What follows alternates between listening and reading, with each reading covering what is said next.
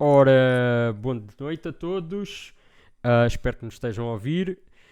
Bem-vindos a um episódio, mais um da Linha de Scrimmage. Episódio sobre os rosters do grande Lusobowl 2026, que irá acontecer para a semana. Connosco, como de sempre, temos Beltrão. Diz olá à malta. Olá, malta. O nosso amigo Galentio, que não sei porquê, passou a estar numa boate. Bem-vindo, Galentio. Sempre um gosto. E o grande organizador do Lusobowl, Alex. Como estás, meu? Bem-vindo de Olá, novo malta. aqui ao canal. Obrigado pelo convite, Bruno. Vamos começar por uma E coisa quero muito só simples. Diz. corrigir o grande organizador do Lusobowl, um dos. Um dos, sim. Vamos só começar pelo teste de voz. Quem estiver desse lado, epá, diga só se conseguem ouvir bem ou não, para não andarmos nisto a noite toda. Alex, fala só um bocadinho, apresenta-te um bocadinho, só para a malta ver se tudo funciona ou não. Olá, malta. O meu nome é Stingray e espero que o meu microfone esteja a funcionar de forma inacreditável e que não esteja em 240 capas. Acho que está fixe. Sim, quem está aí em casa consegue ouvir. Podem interagir. Interajam, porque senão vamos falar nós os quatro. Ouve-se tudo, boa. Galentio. Sou eu falar? Não sei. Fala aí um bocadinho, diz um bocado olá à malta, para ver se a malta te ouve bem, se tens que aumentar. Olá, malta. Se eu também tenho que te aumentar. Fixe. Ok, 20 parabéns na stream já. é fixe. Posso aumentar aqui um bocadinho o Alex. Ouvem-no Ok, bem? Parece bem? Parece bem? Como é que é, malta? Comentem aí. Madcat, comenta lá, que já que estás assim um bocadinho mais aí em cima. Diz aí o que é que achas. Estou sim. E por último, Beltrão. Okay. Hi, everyone. I'm just switching to English so that the English speakers out there know that we haven't forgotten them. So we are doing just the intros in Portuguese, but afterwards we will do the full analysis in English. So don't worry about that. And this was my mic test. Yeah. So everybody can hear everyone. Is that it? Don't forget to comment while we'll be chatting. Everyone is welcome. Every question that we'll put in the comment section, I will read it and then I will ask our fellow commentators so they can answer. Okay? I will not forget them, even if they will not be asked as soon as you make them. I will write them and then I'll make them to our commentators. Okay? So. They are a little bit lower than me. Okay, I can lower my phone, my micro, and then we can continue. Is this okay? I hope so. One question. Is this stream going to be available in your YouTube channel? Yes. tomorrow? Yeah. Great. As soon as the stream ends, I will upload it to YouTube. So it will take the time to upload it. As soon as it is uploaded, it will be Great. on, and everybody can see the they can see the file and the episode. Okay, so welcome. Let's talk about Luso. Let's talk about the Luso rosters, and let's start the greatest weekend of Portuguese Blood Bowl. And Alex, do the honors. Hello, everyone. Thank you for coming today, and thank you, Bruno, for inviting us to your show to talk about Luso one more year. This year, we had a thematic which is big in Japan, which is about our adventures, Portuguese adventures in Japan, and how Lusobowl never stick there. So, if you want to check on our site. We are almost fully prepared for next weekend. We are eager to receive 79 players, and we have 2 people doing buys. So, as usual, for many years, Lusobowl will always have be even number. So there won't be buys ever. This year we'll have. I'll share my screen now. Hopefully, let's see. Share window. Share this window. Can you see? Is it good? The quality is a bit. Yeah. The quality is a bit off, but okay, Yeah, we it's can good. understand. Yeah, now we can understand it. Yeah. Okay. So we'll have 79 players, and only 56% are Portuguese, which is actually a big compliment because it seems the tournament, its 7th edition, is attracting regularly people from outside Portugal to play with us. Means we are nice guys, means that the tournament has been attractive. And this year, thanks also to you, Shriken, with which you are our NAF tournament organizer. This will be the first year that Lusobowl is a NAF major, and we hope to keep it that way for the following years. So the next people, the people who are attending more other than Portuguese are people from England this year. So they surpassed the Spanish from last year. Spanish are in 3rd place, and we have some new people coming from new countries like Wales and like Ireland, which is very nice. I hope you guys have a wonderful time, and I hope you have good weather. The weather reports doesn't show for next week, but I hope it all changes as the week goes by. For a full weekend and really a nice experience with us at Lusobowl. I'll stop sharing this screen. Great. So I wanted to talk just to finish because before we go to the rosters, this year we'll have a raffle. We'll start doing a non-profitable raffle this year, which I ask you to attend. Fortunately, many people are giving prizes for us to give for this raffle. All the money will go to charity, and we'll choose a theme every year.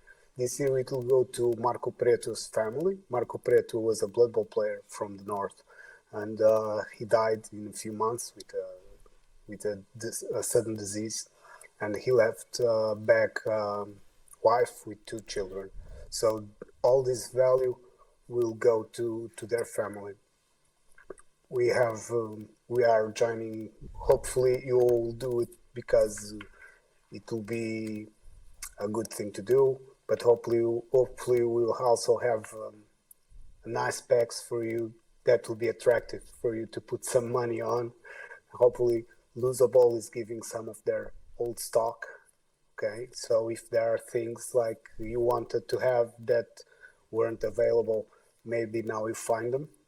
And also our so not supporters, our partners like Conflux, like Versus, and like some anonymous players gave for this raffle.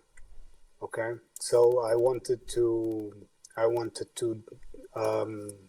divulge this on now. Okay, and thank you for all the partners that are helping this raffle.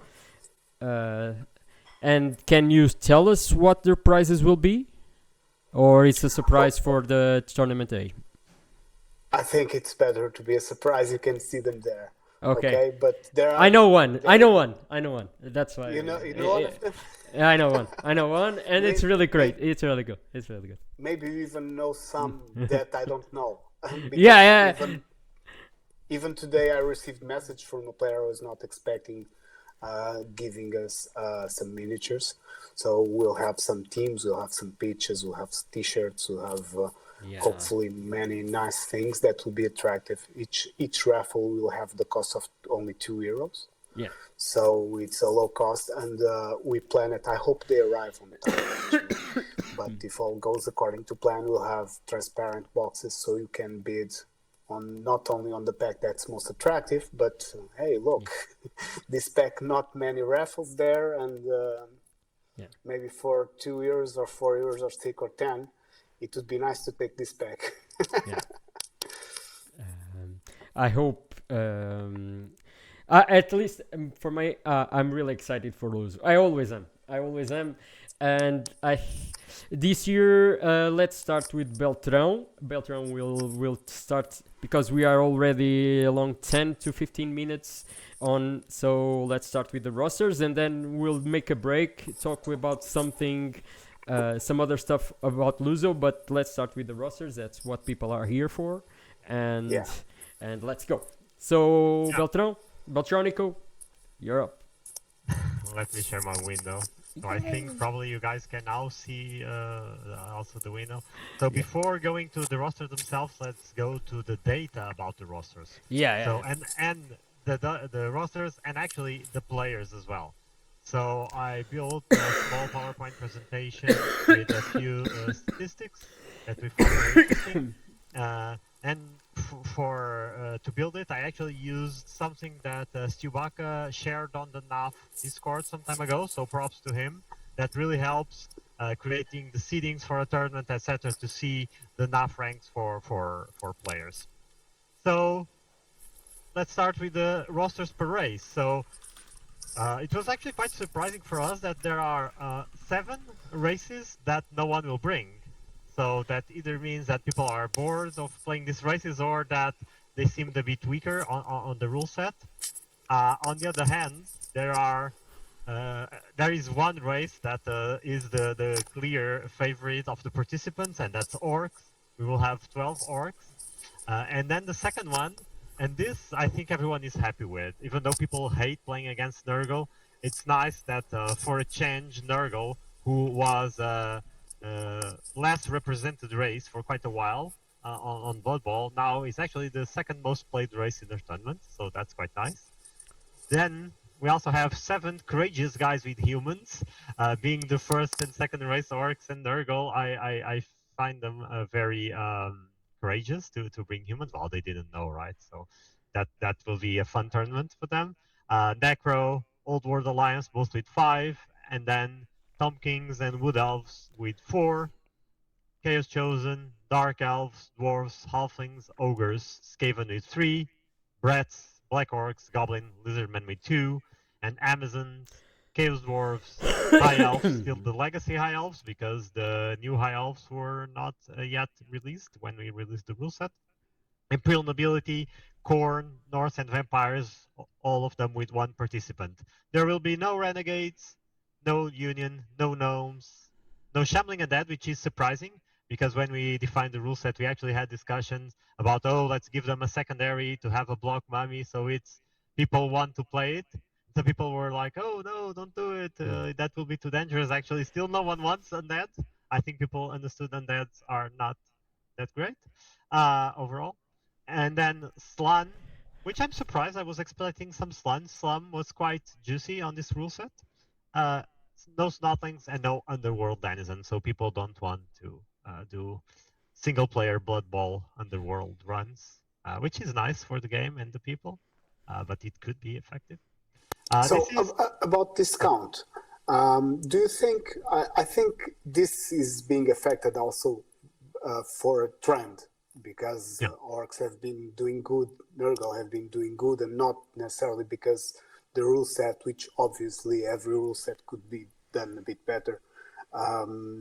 But I think Underworld, for instance, is a very good team. Slan is also very good in this rule set. I'm glad that Nurgle, it was the only race that last year we had none. They are coming in strength. But I would like your opinion. Do you think this is because, what I think, it's because of a trend and not because of the rule set? I personally would think a bit of both. So Nurgle, for example, doesn't... orcs are better in the Lusobowl than they are in the Eurobowl. So people who like orcs in the Eurobowl will like orcs in the Lusobowl even more. But Nurgle, actually, it's pretty much the same. So I know some people, and we will see their rosters, that will play the exact same Nurgle roster in Lusobowl that they play in Eurobowl. So I think what you're saying makes a lot of sense. So it's pretty much also the trend and what people see with good win rates in this edition that also inspires them to bring these teams.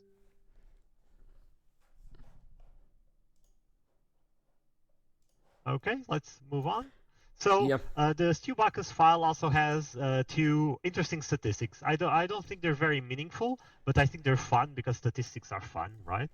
One, which is the players ordered by their max NAF elo. So regardless of the race that they will play in the Lusobowl, what that table accounts for is the biggest one they have of any races they played. And we have the players sorted by that. Second one is the players sorted by the NAF elo for the races they will play at the tournament. Which obviously some people are very good players, but for some reason they never played a race at the tournament or played it very little. So they might be very, very good, but still have low elo, so not very meaningful. The last one, definitely not the least, is the global elo. So like the Danish website does to calculate someone's elo regardless of the race, so the person's elo, and that's the last one, and which I personally find the most interesting one. But let's look at it. So for the max NAF rank, we have I think no one is surprised by the top four. I think they will be mostly top four in all analyses. But we have, of course, Purple Goo, and for those who didn't know, Purple Goo, Frikipe, BB Jogs, Sigi Gexter, all very known players internationally, and they are coming to the Lusobowl this year. Some people had already heard of it, some people not so much, but they will all be here, and they are, of course, when we do this analysis, all in the top 5, to no one's surprise, knowing they will come. But then the people next to them are also we have a lot of good players. Well, the 6th one, I will not talk about him because, well, that's me. But Mournival, actually a name I don't know that well, but then I looked at his DAF stats, quite impressive. Also Scottish, like Jog. Danton, very good friend of Galentio, who's also coming from Ireland. Also very, very good player. Spleggy, I don't know him that well, but according to his stats, must also be very good. Marcos, very known Portuguese player. Then we have Alex, who was our great organizer, is also here, pretty much on top. And then, yeah, we continue at least with a lot of many good players. And we have Galentio there on 21st. But Galentio is very recent to the tabletop scene. So if we look at these same stats next year, I'm pretty sure Galentio will be much higher. Galentio has been playing for 1 year now, right? Tabletop, Galentio? And basically, I started at the 7th tournament like a year and a few months ago. I arrived at the tournament and it was 9 a.m. and it was already full of beers. And I was like, where did I end up? And it didn't get any better after that. Okay. Yeah, so, it's been a journey. Yeah, but I'm pretty sure next year it will be much more on top. And then we have the list continues and continues. Funnily enough, and I didn't notice this, so I'm noticing it for the first time, our host, Bruno, is also here on 74th place with his Black Orcs. But actually, Bruno is much more harder to play against than the stats show. I played against him already once at the tournament, and actually, I think the stats do not represent it. So you should be afraid if you play him. And you did very good at the Open in Greece, right? Or you did like 3 wins. Yeah. I did 0-3 on the first day, and then I recovered and did the 3-3 on the second day. So, but I don't play for a long time, so that's the main problem. But I'm doing it this year. This will be my year. This year I will recover. And I was seeing by the looks of it, this will be the most competitive Lusobowl that we had so far, right? Yes. I actually compared it with previous years, especially the last year, and we will see that in a slide ahead. It is. It definitely is. It's if we would add the player ranks for this Lusobowl, it's the strongest ever. Yeah, and that's amazing. That's really cool. And it's not even close, I would say. Yeah, that's really cool. It's a big prize for me personally, because this was always the dream, so that this tournament could attract some of the best players. You probably don't know this, but since the first edition and second edition, I even sent postcards via email with invitations to some of the best players in the world. So we did everything for this to happen, and I hope it keeps doing so. Yeah. Really impressive. And let's receive these players with the most welcoming that we can be, so they return and they enjoy playing here and they enjoy playing in a palace. The beer is waiting for you, by the way. So that's what I can offer. Important to note, it's in the parking lot. We can. Yeah. The palace has a parking lot, and the parking lot has beer. So that's what we can offer. That's all the things that happen inside the palace is with Alex, Melo, and Alberto. Everything that happens outside of the palace is with us. So, and I hope you will be with us, and you will be drinking beers and telling us how the games have gone and the stupid things that happen and the cool things that happen. So yeah. I hope we can create some relationships there, and we can have some drinks outside. And let's go for the rosters, right? Yes. We still have 2 more slides before that, but what happens outside the palace stays outside the palace. It's like Vegas, so. Let's go then. Okay, so now the ranks by race. So ranks by people who are playing races that they played before and how they are ranked. So Frikipe is the first one. I know Frikipe is not watching us right now because he is actually playing against Regor, who's also on this list. One of also the best Portuguese players, but they are playing for a team tournament online, and they will start in 2 minutes. So they are probably not watching, but he's the number 1 when we take in account the race that people are playing. I'm luckily the second.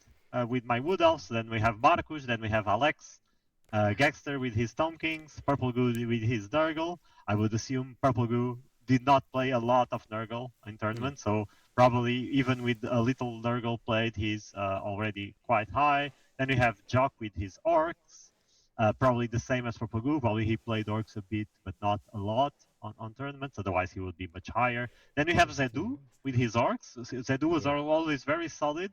Playing Orcs, it's by far his best race. Yeah. Then Spleggy with OWA, and then we have Sigi with Chaos Chosen, another one of those cases where if he had played more Chaos Chosen, I'm pretty sure he would be on the top. Let's move fast because we have a lot to show today, and this is the one I find the most interesting. So it's the global ELO, what normally people call the GLOW, which represents all the games that everyone played against all the people regardless of the race they used, and that normally is the one that links a bit better to player skill. Glow only has one problem, which is it does not have decay over time. So people who haven't played for 10 years and they were very good 10 years and might not be so good now would have a high glow, but still, it's if they are not playing, they wouldn't be coming, right? Or at least most of them. So here we have the same top 4 or top 5, obviously. So Purple Goose, Sigi, Frikipe, BB Jock, Gexter, and then we have Mournival, myself, Danton, Siritz, I don't know Siritz. Then we have Vital, our coach who won Lusobowl 2 years ago, right, Alex? 2 years? Yes, it's true. He won Lusobowl 2 years ago. 2 years ago. But now he's a bit less active. But hopefully I really believe we will see him there. Then we have. But Alex. I thought it was with Underworld, so I think that doesn't count. It was when Underworld was good. Wasn't it with Skaven? I thought he played Skaven on that one. Maybe it's in the Hall of Fame, so. Yeah, in the website, right? We can check the it website. There. And then we can see we have. Well, let's see, say a lot of players over 200, which is quite impressive. So from Galentio to the top, everyone is above 200, which normally determines they are very, very, very good players. So we have, more than 17 very, very good players, but rank-wise, and if we look at last year's stats, so our winner, Viking Cop, has 254.52, so this year, in these stats, he would be the 5th. And then second place was Giuseppe, also a Spanish guy, 116. He would rank 16th on this rank.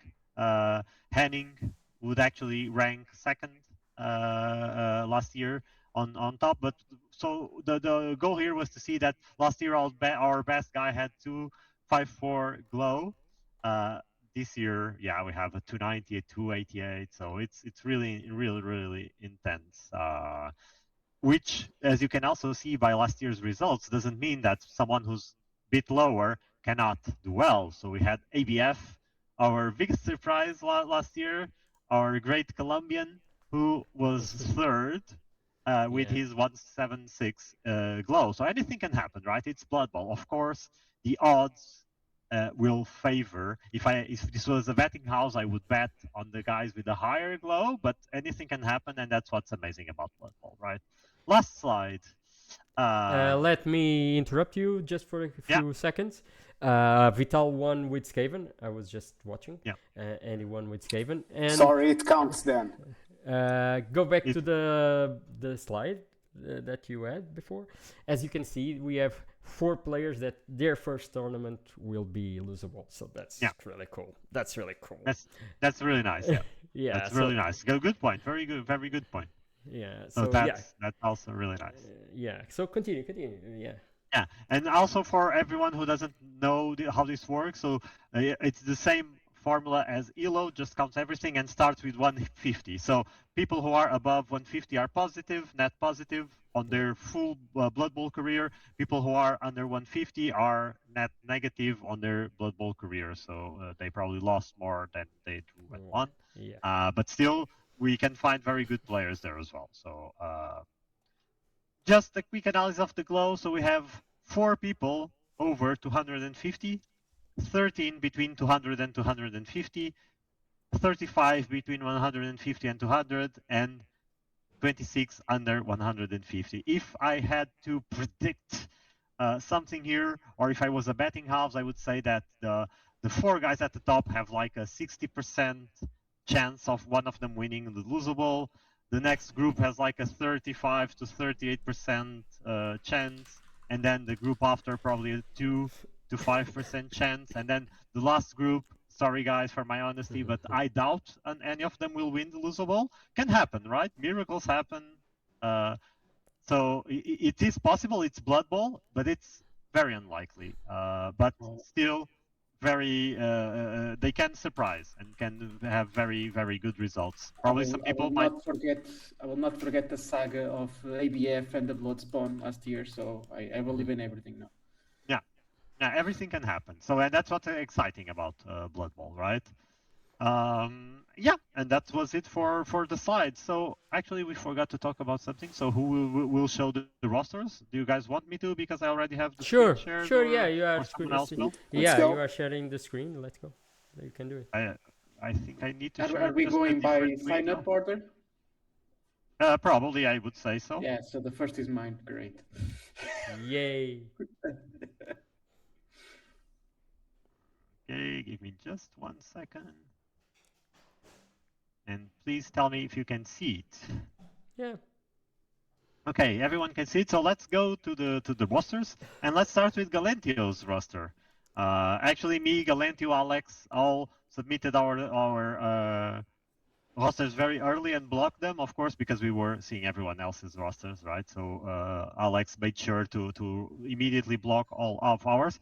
But funnily enough, before we actually opened the tour play, made it public, some people found their ways to the tour play and actually signed up before us, which I think it's because of the Discord bot. They saw the Discord bot writing things on Discord and they could click it and join. Yeah. But let's go. Let's start. One thing I forgot to say, we have Discord integration this year. So matches will be in if you go on tour play to the homepage of the competition, there's a Discord button. If you join that Discord, there's going to be a Lusobowl channel where matches and rounds are going to be posted. So we have live reporting of the results. You don't have to scroll to the play to see if the match ended already. When it ends, it will be reported on that Discord channel. Okay. Cool. And that's all thanks to Galentio. Yeah. Well, let's get to the sweet part. Yeah, let's go. So let's look at the rosters. I think I saw someone, Jacques, asking to zoom in a bit. I hope people can see it a bit better now. And let's start with Galentio's roster. Okay. So, Galentio, want to tell us something about your breath, or want us to analyze it straight away? I could be half an hour alone just talking about Reds. They've really captivated me in this rule set. They're not meta. They're not supposed to win tournaments, but I still enjoy them. I've always been an underdog coach.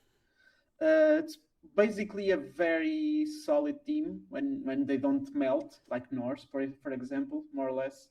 And the spam wrestle and having a lot of elite skills on the knights also helps.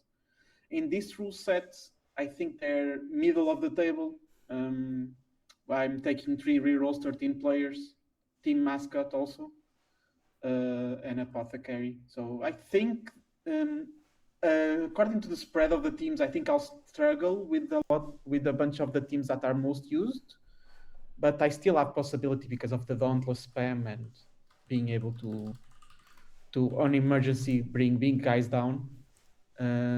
And yeah, representing the Chupistas, it's a faction inside the Portuguese scene that involves a bit of the new Brazilian team for Aerobowl, and it's been a blast. So yeah, hope to see you. People are asking to get rid of the left panel. Already. Very gladly do it. No, I did. You? Already I did, thought it was my left panel. No, because no. I have no idea if I could. No. Okay. I did. The panel with our faces is gone. So. Okay. All good. Okay. Regarding Galentio's roster, I think it's quite solid. I think we also played some practice games, either here or EB. I don't even know anymore. But I think on EB they're stronger than Luso. But still, I think it's quite a good roster. I don't want to play them. With my woodies, I don't want to play Brett. I don't want to play you as well. I play you all year. I don't want to play you again. But especially the Mighty Bull Tackle is quite nice for you. I think Brett can also fight against Bash teams a bit with all the wrestle. So it's quite an interesting. I don't know if anyone wants to add something about this one. I think it's a pretty good roster. It's what Galentio said. If he starts getting many removals and it's not hard to remove at least a lineman, he'll struggle. Okay, but that's the only thing. Other than that, on paper, it seems a very, very good roster. It has a bit of everything. It has a Mighty Blow Tackle, has 2 guards, has Frenzy. I would probably switch the kick, but I don't know what for, because maybe not very useful, but I don't know. I've been testing with kick, and it's been really worth. Because the Breds are a fast team. They can be elfish when they want. So you controlling where the ball goes on kick is against certain matchups like Nurgle and Orcs that are not as fast. It's really important. Because if you deep kick against Nurgle, they start to be like, maybe I can't be as aggressive on the line because the ball is all the way back there, you know? Yeah, you're probably right. And Frenzy also has been very successful because Wrestle and Frenzy is good, and the meta now is, since the meta is more bash heavy, Tackle doesn't have value against Orcs or Nurgle, for example, and can have value there to control the pitch. Yeah, I agree. Frenzy will be very useful for you. Okay, let's move on because we have a lot to analyze. So let's go to Gomez's, Karnuss. Necro roster. I don't have anything to say. I think it's a quite standard, solid Necro roster. It's very similar to the one I played in the last Lusobowl practice tournament that we had a few weeks ago. I had 1 more guard. The only comment I would make is that it's very safe with the 2 block flash golems, but I really felt I needed the 2 guard. I only had 1. I felt I needed 2 to fight against Nurgle, for example. So if I would play Necro again, I would actually take the 4 guard. But other than this, I think it's very, and this is also solid, right? I think it can really work. It really is matchup dependent. But Alex, you're our Necro expert. So what do you have to say about this? Our Necro expert is Akhtar, actually. He plays Necro since I know him. So I think he plays Necro for like 8 years, 9 years in a row, and he plays Necro way better than me. He usually uses Necro this way. He puts block on the golems. And when I played against him a friendly mirror match, I got absolutely beaten. I got 1 turn, he got 15, dominating the game. So I have nothing to say. Actually, I think in Necro there are, not only in Necro, but in any good base team, and Necro is one of them, of course, if you have a plan and if you know how to use the skills, any build is good. So there's nothing bad I can say about this. I don't like the two ghouls without nothing, but it's how I play. It's not bad. I think he'll do very good. He'll do very good with this roster. I think it's a good roster, definitely. Galentio, anything you wanted to add? In the current meta, I think guard on flash columns is better because there's a lot of overstrength of Nurgle and Orcs, and having guard kind of puts a stopgap to them because block most of the time is not enough to stop them.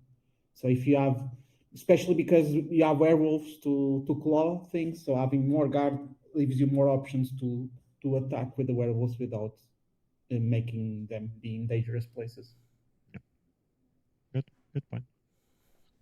Okay, then we have Wilson, Damyokruder, from our lovely players from Algarve, and he's playing Black Orcs, which is quite an interesting choice as well. And Black Orcs, when I look at the rosters, they do seem strong, right? They were buffed. They were buffed in this rule pack. The troll doesn't have loner, so it's now a better option to hit than before. He has 1 bribe for the dirty player. Okay. Juggernaut tackle. The Juggernaut is the only thing I would doubt on this roster personally. Yeah. I think there's probably better choices here, but other than this, it seems quite solid. Doesn't he need guards? Doesn't he need guards? I'm not seeing that many guards. I don't know. But with the lack of elite skills, it's not that easy to put guards there. I think you have to bet a bit on your strength. Probably, if I was playing them, I would switch the Mighty Blow for a guard, most likely, or even 2 guards if I could somehow. Yeah. But still, I can understand only not taking it and taking this. I think with the lack of elite skills, it's a hard choice. Yeah. Like an online coach I met once, where we are fouling, we don't need guard. Okay. It also depends on what he's fighting against. I mean, against, as you said, maybe Nurgle or some bash teams, maybe the guards would be useful, but against maybe hybrid or AG teams, this is worse for them. So it depends what he catches. It depends on the matchup. I also agree with what Jock is saying in the chat. So the stack here maybe is what is making me not like Juggernaut so much, because Juggernaut now is actually better than before because there's more stand firm. So there's some fun things you can do also because Brawler doesn't work on the Blitz, right? Mm-hmm. But combining the two is a bit strange because Tackle Block would be a better Blitzer, let's call it. And also, even the tackle itself, I can understand it, but I'm not a super fan because it's very hard, very easy to just block this guy with a player. So I'll give them alignment. Okay. The thing I would change it's taking the skill from the troll and giving it to the last Black Orc. I don't think the troll is viable enough to have a skill like Stand Firm. Sometimes it won't just work. And even if you give Stand Firm to the Black Orc, is better than the troll in my opinion.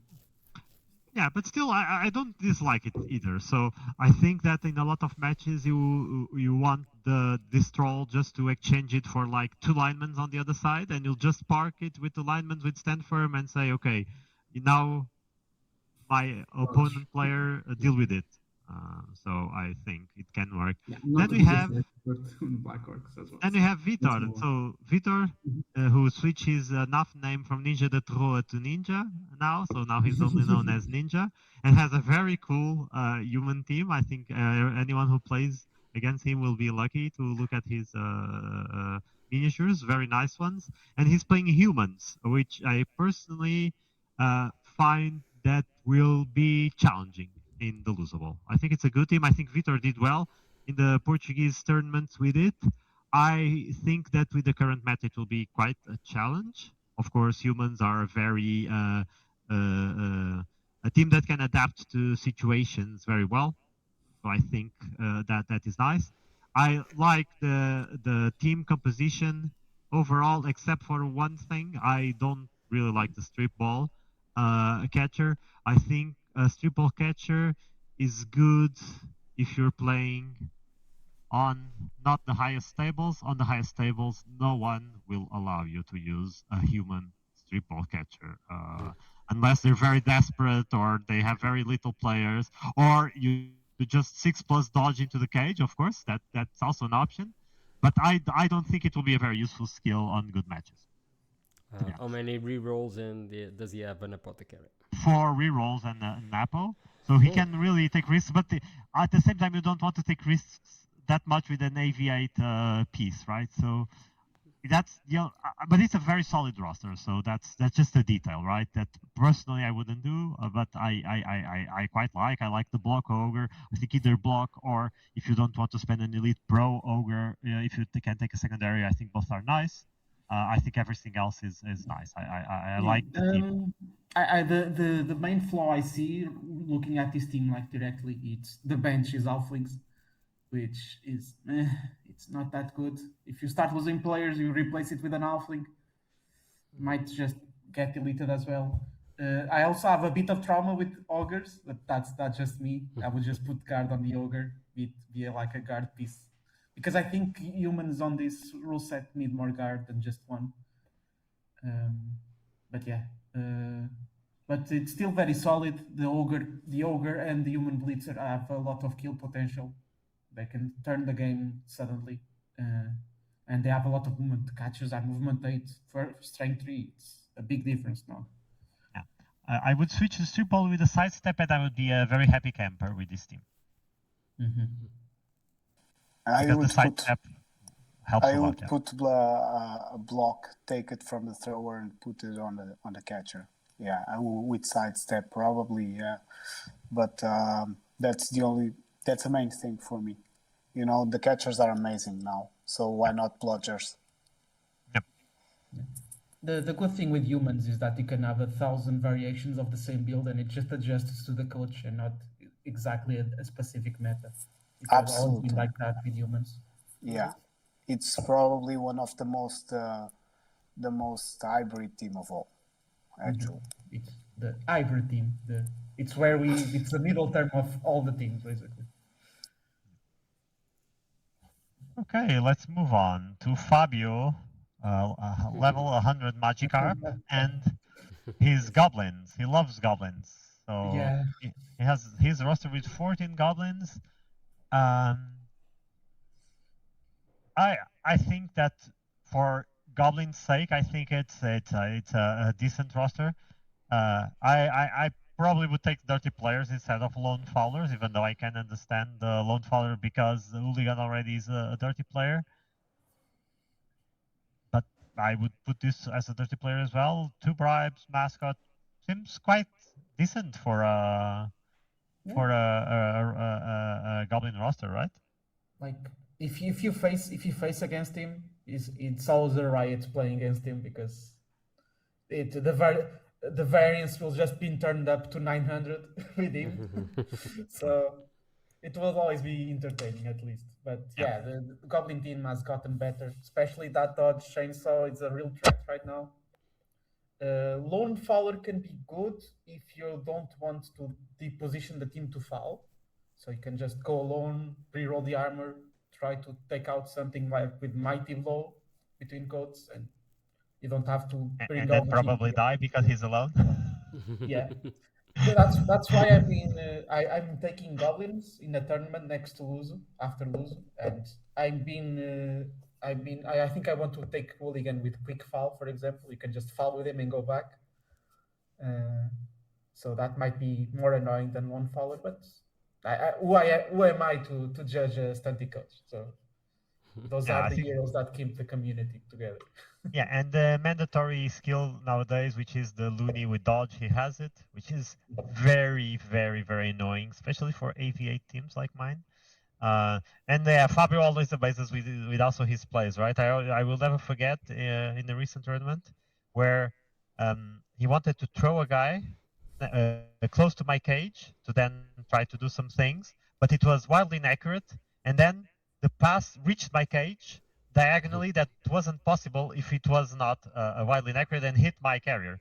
So, and it was only possible because it was wildly inaccurate. So Fabio can always amaze us and always a very fun match against him. I really love playing against him. They are just asking, as you can see, if on the bomber, if pass on the bomber wasn't better than accurate. That you don't have wildly inaccurate and you have more chances to fumble, yes.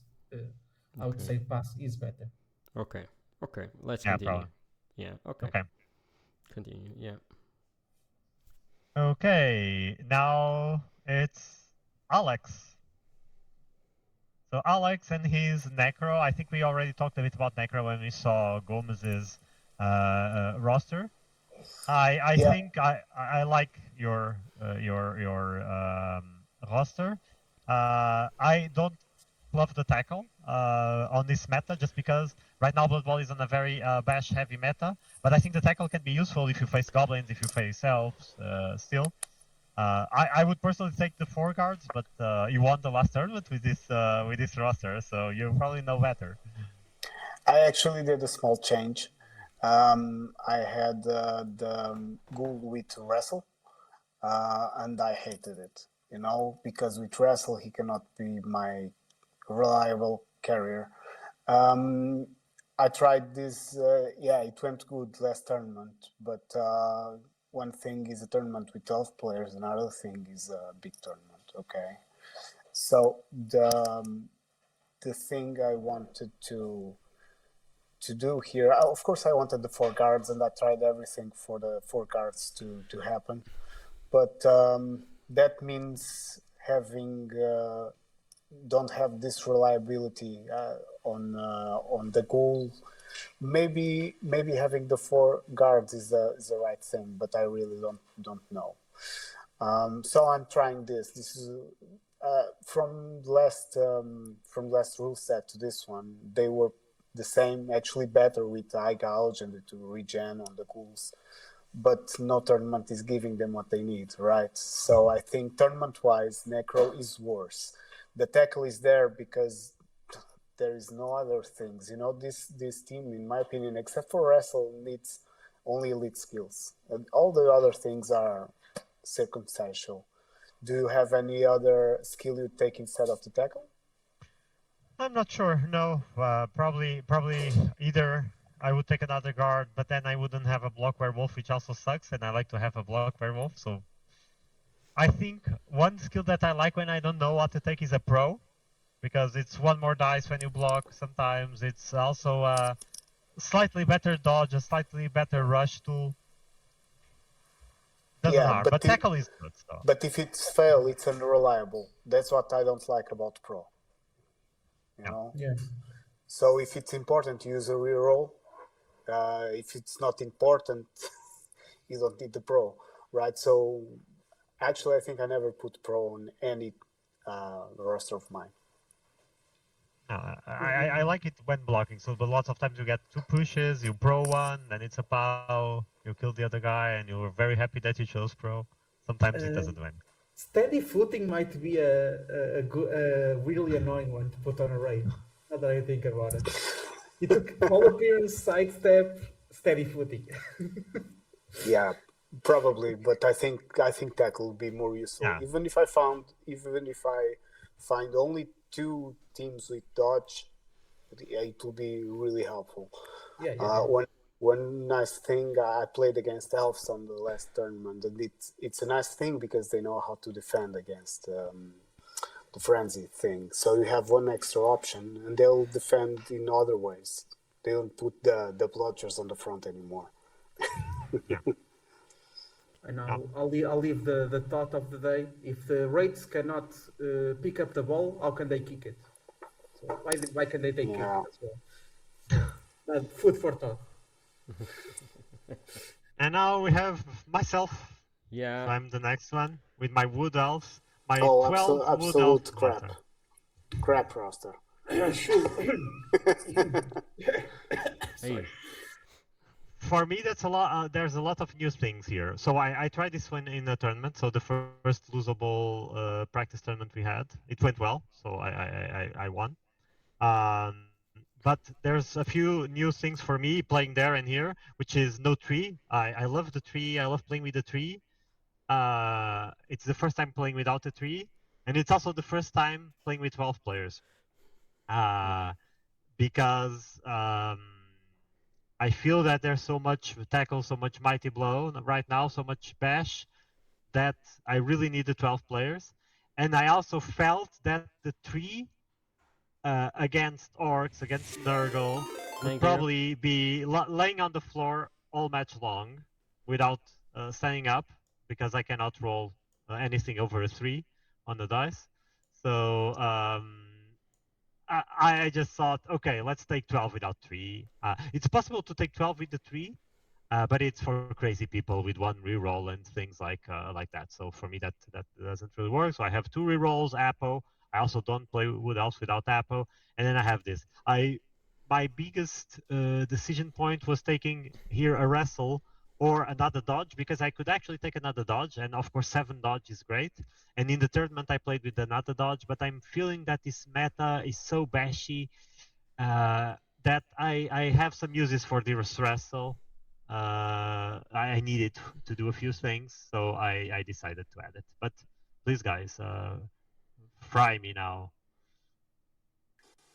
I think it's great, honestly.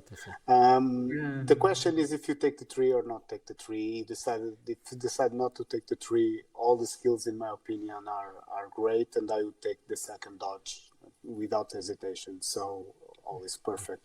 The only question is if you want to use the sidestep, or you want to put it with a frenzy or a tackle. I like it with the frenzy, but you do better than me, and you're using sidestep, so. Yeah, but it's a very good point. So Frenzy is also very good. I played with Frenzy last Lusobowl, and I, for some reason, really love Frenzy on my Union. I always take Frenzy on a Union Blitzer. On Wood Elves, sometimes I really don't want to do the second block. So I struggled a bit with the Frenzy last time, so I decided to go back to my roots and use Sidestep, which is by default. That is I find very safe, gives me other options. But now that the catchers are better one-turners than the war dancers, because they have sprint, it's actually a bit less good than before to have the sidestep war dancer, I would say. The dancer is still good because he can jump over the back line, for example, right? I will still use the war dancer a lot of times to one turn, but still, more. I think the sidestep was a bit better in the last edition on the war dancer than it is now. How many rerolls do you take? And 2 plus leader, so it's 3 plus and apothecary. And apothecary. Yeah. Okay, cool. Yeah, always apothecary. Yeah, you want to save your pieces. Yeah. I don't want, because if I don't have an apothecary, I'll be afraid to jump with the war dancer. So. Yeah, I understand. And I don't want to be afraid to jump with the war dancer. Okay, let's move forward to our national coach. Yeah, to our captain. Rodvil and his Nurgle. It's the first Nurgle that shows up, right? Yeah. I think. How many rerolls? How many? Does apothecary? 3 rerolls, 1 assistant coach. That's no apothecary. Standard 12 players. No, they don't have it. Yeah. So, I don't think there's a lot to say here. Personally, I love the stand firm beast. The bloater is either 3 blocks on guard or 2 blocks to guards. I think both work. And then block to heads, wrestle, or a frenzy are the options here. So there's no rights or wrong there, I would say. I think all are right. I think this is a very good roster. I agree. It's very solid. I wouldn't do nothing different, probably. it's a team that has a lot at start. If you take this team in a progression league, it's already strong at 1,000. So it's very annoying to play against. The only thing that Nurgle nowadays doesn't have much is a lot of Mighty Blow. I think they used to lean more into the killing side in the previous rule set. Now they're more control, which means if they start losing bloaters, which is unlikely but possible, it starts to crumble. But it's a very nasty team to try to hit because they stand up again and they have stand firm and they have all appearance. It's always a problem. Do you think Nurgle it is the new team in the block, right? The new kid in the block. So do you think they will nerf them, or do you think they are just a good team to play and let's get used to them because they are now actually good to play and not only a fun team to play? And that's I think they are much better than before. I doubt Nurgle will win the tournament. I think Nurgle will be very annoying for everyone. There will be lots, maybe more than one Nurgle team on the top 10. Mm-hmm. Of course it can win, but I don't think it's the most likely team to win because it's very hard to win 6 games with Nurgle. I would personally think it, because if you get an early remover on the bloater, or there's certain ways now to play against Nurgle that can really help players playing against it. So I think it's a very good team and much better than before, but I still has some issues. I think they have the same issue as Tomb Kings. Very bully, very strength, very control. Great at getting draws. Yeah, actually, this was one of the races I thought of picking up myself. I'm very glad with this rework because Nurgle is really crappy. For all those years, it was really crappy. Now it's a good control team. I agree with Galentio. It's absolutely at Tomb Kings level. And it will be a nice show to see them on the pitch. Very hard to attack against them, though. I think they're even more annoying than Tomb Kings, right? Because of the stand firms really annoy me. Because Tomb Kings, I don't mind with my wrestle piece to go 2 against on a Tomb Guardian. It's not that hard of a roll, right? It's better than a 3+. Here, it's much harder because the pushes don't serve me. So it's way more annoying. It's just plain annoyance. Depends on the matchup as always, but yeah. Nurgle are well in the rule sets, they're very good. I think elves are going to change the meta, and we've seen that on Fumble, little by little, but right now, where it is, they're top 3 teams.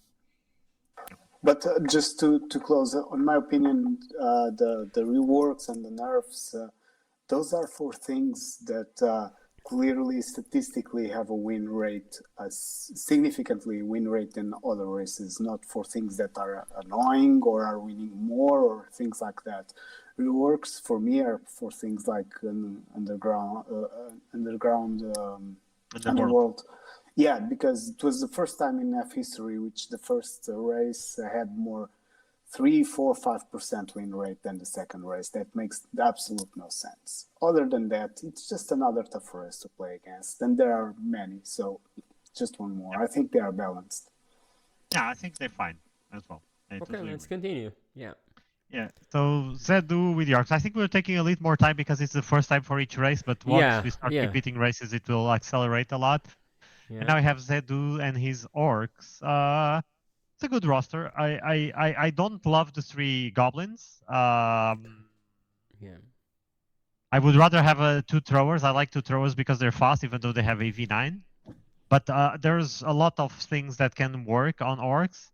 And it's having the dirty play is also juicy, so I think it works. And sorry guys, I keep forgetting to show the reroll. 3 rerolls and Apo here. 13 players, 3 rerolls Apo. What I don't like about the 13 players with 3 goblins is that you have to field the goblin from the start.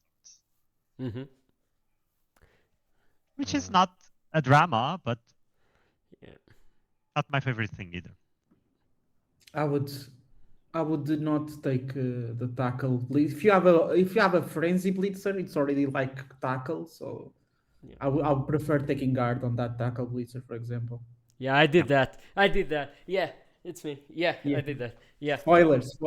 Yeah, I did that. I think there's trauma associated with people taking a lot of tackle in Portugal. So people in Portugal really hate elves. So there's like it's almost a meme that people say elves, AG2 plus, rah rah rah. Yeah. And so everyone says takes the elf tackle coach because of it. Yeah, of course, that's the elf coach. Of course, for me, it's fine that people don't take tackle, but actually, I think tackle in the tournaments I've seen and Hero Bowl and even here, I think tackle is still, of course, it's still valuable. But personally, and I've been playing a few bash teams as well on both Hero Bowl, and yesterday I played the Nurgle on Lusobowl, and I didn't take it because I think that it's not as needed as before. But maybe it's just my biased opinion. And big question about orcs. So there's always a huge debate everywhere about team captain Bigan or team captain Blitzer. I'm on the Bigan team. I like it on the Bigan. Make it very bashy. But I can understand also a lot of the arguments for the Blitzer, right? Because it gives a safer dodge. It gives other options. So what do you guys think? I think on the Black Orc, on the Bigan, it's harder to remove that captain, but it won't have as many opportunities to actually use the pro as it should. It's when you roll and you fail something instead of just using it for block. It's a choice, but I think on also pro is good to fish for pause on a player that already has mighty blow, so because I think you blitz normally with the mighty blow piece, of course, with the big guns, and therefore you want to maximize the chances of removing a player, and pro helps maximize those chances. So that's why I prefer it. And as Jock was saying, tackle I would also rather have a guard blitzer, especially now that they dodge on the 2+. It's much more mobile and can really put the guard wherever they need. It's a good team. Orcs are a good team. And team captain is very sneaky in terms of suddenly have more rerolls. Yeah, it's just annoyance, right? It's like argue the call 6, and then you're just annoyed that the guy was not expanded. I used the reroll. Okay, it's our last reroll 6, and you're like, fuck my life. Okay, let's move on. So we were at Zédu, and now we have Riiphys, with his Halfling. So he's on a quest to play Halflings for 1 year. Yeah. So he cannot play anything else, even if he wants to. And he has his roster with 15 players, 2 rerolls, 1 coach, mascot, chef, and 1 star player, which is Rambalo. What do you guys think of this? Yeah, Ivo asked me to talk about this team. I've played against him a couple of times. I think it's pretty clear what he is looking for in this field. It's basically throwing Halflings, scoring with thrown Halflings, throwing Halflings in top of people, kicking the ball. The one that is more curious is the kick. The kick Halfling. Spending a second there on a kick Halfling is so him, because he likes to play a style that's very annoying and very pressure. I think from all the Halfling coaches I played against, he's the one that pressures more the ball and pressures the other team more. He's not afraid to roll dodges to just pressure the ball or go to somewhere that is very annoying. He's not afraid to take risks. And when it goes well, he has beaten me. I was playing with Undead and he beat me with Halfling. So when it goes well, it's very hard to stop. But yeah. It's annoying to play against, right? So it's fun. I think it's a fair, nice stunty team. I like Halflings as a team. I think it's a cool team. I think, of course, they struggle a bit with being bashed. AV7, not very Also take attention to the FT with on the ball and pass, since he likes to play a lot with Roachbait, which is the fisherman star player, which has similar skills. He can one turn easier with that player as well, because now pass and throw teammate don't share the action. So yeah, and kick doesn't give negative modifier to catch on kickoffs now also. Cool.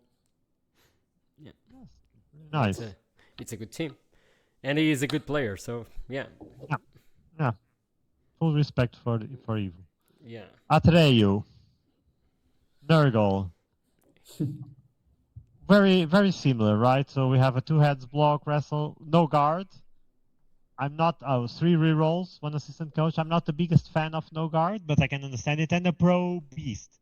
I think it's a fair skill for a beast. I like pro, so I keep talking about pro. It's a skill I like, probably because I played vampires in the last Lusobowl and I had a few pros.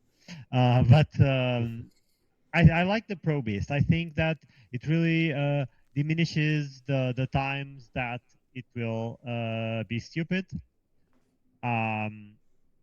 I like stand firm or guard better, but I think pro is also a good choice. And pro on the beast or a loner player makes way more sense in my opinion than in a wrath, because you won't waste a reroll on it for sure. Yeah, no, that's also true, right? So loners and with pro, very, very nice. Most Nurgle coaches don't even use the rot spawn to block or anything. They just want to reposition him, being on the core of the team and doing pick me up to everyone. Yeah. I like that twist on the Nurgle strategy. The only thing that might come to bite him is the lack of guard. But yeah, depends a lot. How many rerolls? Especially on the mirror. 3 rerolls. 3 rerolls. Okay. Yeah. Cool. Yeah. Most Nurgle. I think most Nurgle teams took 3 rerolls. I don't think there's any. Tell me if I'm wrong. Was it this coach that won Iberi Cup? I know he won a tournament. No, not Iberi Cup. No. Okay, but I think he won a big tournament. At least I read it somewhere. So be careful. Yeah, I don't know him. This coach I don't really know him. And now we have Minch. What is it? Yeah. With his Tom Kings. Guard, Mighty Blow, Tackle, Mighty Blow, Wrestle. I think it's good. Yeah, I have a bit of experience with Tom Kings. This is very classic Blood Bowl 2020 build. 3 rerolls. Yeah, 3 rerolls, 12. The throwers are better. If you look at the stat line of throwers and compare it with the blitzers, the only difference is block. Instead of you just trade block for pass, and it's basically the same player and has sure hands. So you can just give a skill to the thrower, and it becomes a de facto blitzer. It has the same stat line. Yeah, it's funny because I had this conversation the other day with Pedro Rodrigues, and he was saying, "Do you think human linemen are good?" And I was saying, "No."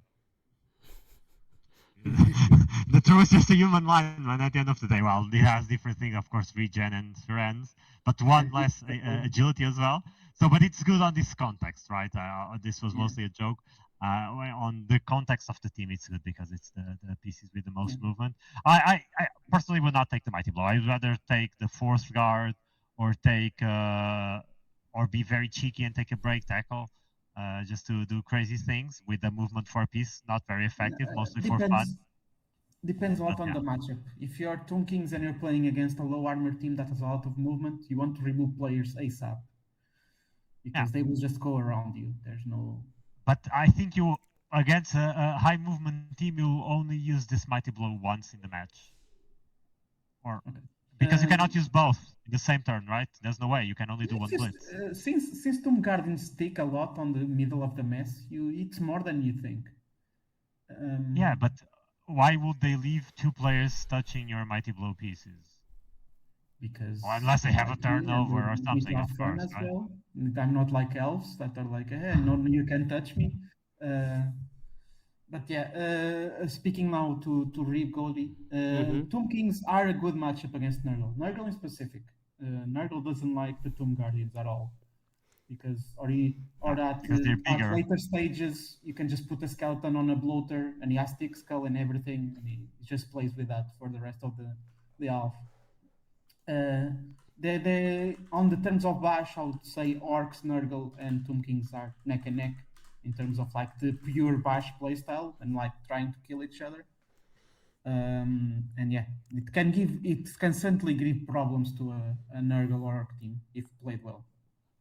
Yeah, no, I think Tom Kings is very good on this meta of the tournament that we see. With so many so many Nurgles, so many Orcs, I think Tom Kings can be quite an interesting choice. But I keep feeling bad for the humans though, because it's another team that humans hate playing. At least I hate playing when I let's continue. Now we have Quayu and his Nurgle. I think here we don't have a lot to add, right? So pretty standard, stand firm, block, block, guard, guard. Block sure hands, it's a choice. I like the two heads better, but sure hands can also be a thing. And Frenzy on the other Pastigore. 3 rerolls, 1 assistant coach. So this will be the same for all Nurgle because of how the money is divided. But I think it's also solid, right? Yeah, it's a good team. But the formula is so set. Like I say, the Nurgle have Plan A and Plan A version 2 doesn't change a lot. So they are very good at what they do, at a very specific thing, which is control the pitch and control the movement of the other team and the progress. And yeah, it comes to a point that if you take block guard on the bloaters and everything else is just your personal preference. They're better skill than others, but yeah. Yeah, I just missed the two heads because I think the two heads is very useful to be able to dodge on the 2+, especially to score sometimes. Because it's not that easy to score with very that. sneaky. Yeah. Steady footing is very sneaky on the Nurgle goats. Be careful with that. Now we have Vince D, Dutch coach, and he's Goblins as well. 15 players, 2 rerolls, 2 bribes, mascot, 1 coach, 1 dedicated fan, no Apo. Goblins hate apples apparently. And we have 2 brawler trolls, Mighty Blow Fanatic. I like the Mighty Blow Fanatic. Okay. Blodge Pogoer, move 7 Blodge, nice. Dodge Chainsaw, I hate it, should be banned. Now Sneaky Git here I don't like. I think Sneaky Git is pretty much crap now. Yeah. It's already dirty play, so I think the Sneaky Git doesn't. I was saying put dirty player on another one. That's the thing. And here Sneaky Git again. So I think this is still remnants of the old rule set. People haven't adjusted that Sneaky Git is bad again. But still, other than this, it's a standard Goblin team. I don't know if anyone wants to add. I can respect a good Pogoer. I think it's always a cool player. Yeah. It's expensive, but it's good. And answering your question of Apple, you would have Apple for team members that matter, and most of the Goblins don't matter, so they can just die most of the times. You just take more Goblins and get to the body spoil, and Okay, Doglobro with his Norse. Well, people know I do have. I'm very skeptic of the Yeti. Here it's nice, you can take block, etc. But every time I see a Yeti, I'm like. So I'm not the biggest fan because it has a Yeti. But I also can understand 3 rerolls. Apo, that's nice. Apo, it's nice to save the Yeti when the Yeti will die on turn 2. But it's a Norse roster. I think it can work, right? I think they can fight, they can move the ball around, etc. But I would personally take the second Valk. I would take more players and no Yeti. If I had a Yeti miniature, I would burn it and not use it. But I can understand people like a big, furry, snowy guy. Yeah. Big, furry, snowy guy. Understandable. You're gonna lead me on with that. No, I don't know if anyone wants to add something more constructive about Norse. I'm just I have lots of prejudice against Yetis, so I agree. I also prefer. I had 2 Valkyries actually. I think they're great players. But the Yeti, when it works, man. So it depends on the game. Yeah, it's the blood spawn effect. When it works, it's the best player in the pitch. But when it doesn't work, it's out on by turn 2. Yeah. It's just a blood spawn that was hit by a rock when he was little, so he lost 1 AV and Mighty Blow. So it's a shit blood spawn. Yeah. But yeah. It's blood spawn AV10. I think it is. Yeah. No, AV10. The more you know. I think so. I hope I'm not confusing with the VAR guys. Because now you. But I think it is. I think it is. Let me see. Blood spawn. AV9, you liar. 9, okay, You're so it's the thinking of Vargeist. The Vargeist is AV10. You I keep freaking confusing vampire them. main. Yeah, but yeah, Norse can always do things, right? So let's not count it out. I think it's still Norse. It's still a nice team. It will suffer a lot against the Beshi teams, I would say. Yeah. Now we have Mournival with the Chosen, and actually a lot of the very good coaches that are here chose Chosen. Yeah. Which is interesting. I would not expect it, but Chosen is always a very nice team. To be honest, when I'm playing Elves, it's my least favorite Bash team to play against. I hate playing against Chosen with Good Elves. What do you guys think of this roster? I would buy a beer to the first person that kills something with armbar. Just say that. Yeah, it's a weird team now because of armbar. But the goats are cheaper. They're AV9. They have thick skull, and they're very you can build goats to do everything. It's like human linemen but better, and with only 5k more, it's absurd. Like for 5k more, you have horns and thick skull. Yeah, very good value, and this is clearly a team that's gonna rely on the Ogre to do damage, and an alignment with claws, which is a good choice for the Nurgle and Orc spam. It can catch a lot of them by surprise, and horns means that they don't need as many assists to inflict that damage. Yeah, I don't remember if they had a stack, but I would like a block with the claws. I like skills like Mighty Blow or claws with the block. But still, it's still a 55% to send a non-dodge piece down, and normally the pieces you want to claw don't have dodge, so there's still a 55% chance to send them to the floor and roll the armor, so it's still quite good. I think it's a very good roster. Very solid. Can fight. I think this roster can really fight Nurgle and Orcs and things like this. Yeah. So I think it's a good meta pick. Yeah. I think it's a pretty good roster, but I agree with you. Forgive me. I would stack claws on a block guy. Other than that, it's perfect. If I would go with Chaos, just do that small change, and this is the roster I would take. Yeah, it's a good roster. Yeah, it's a good roster.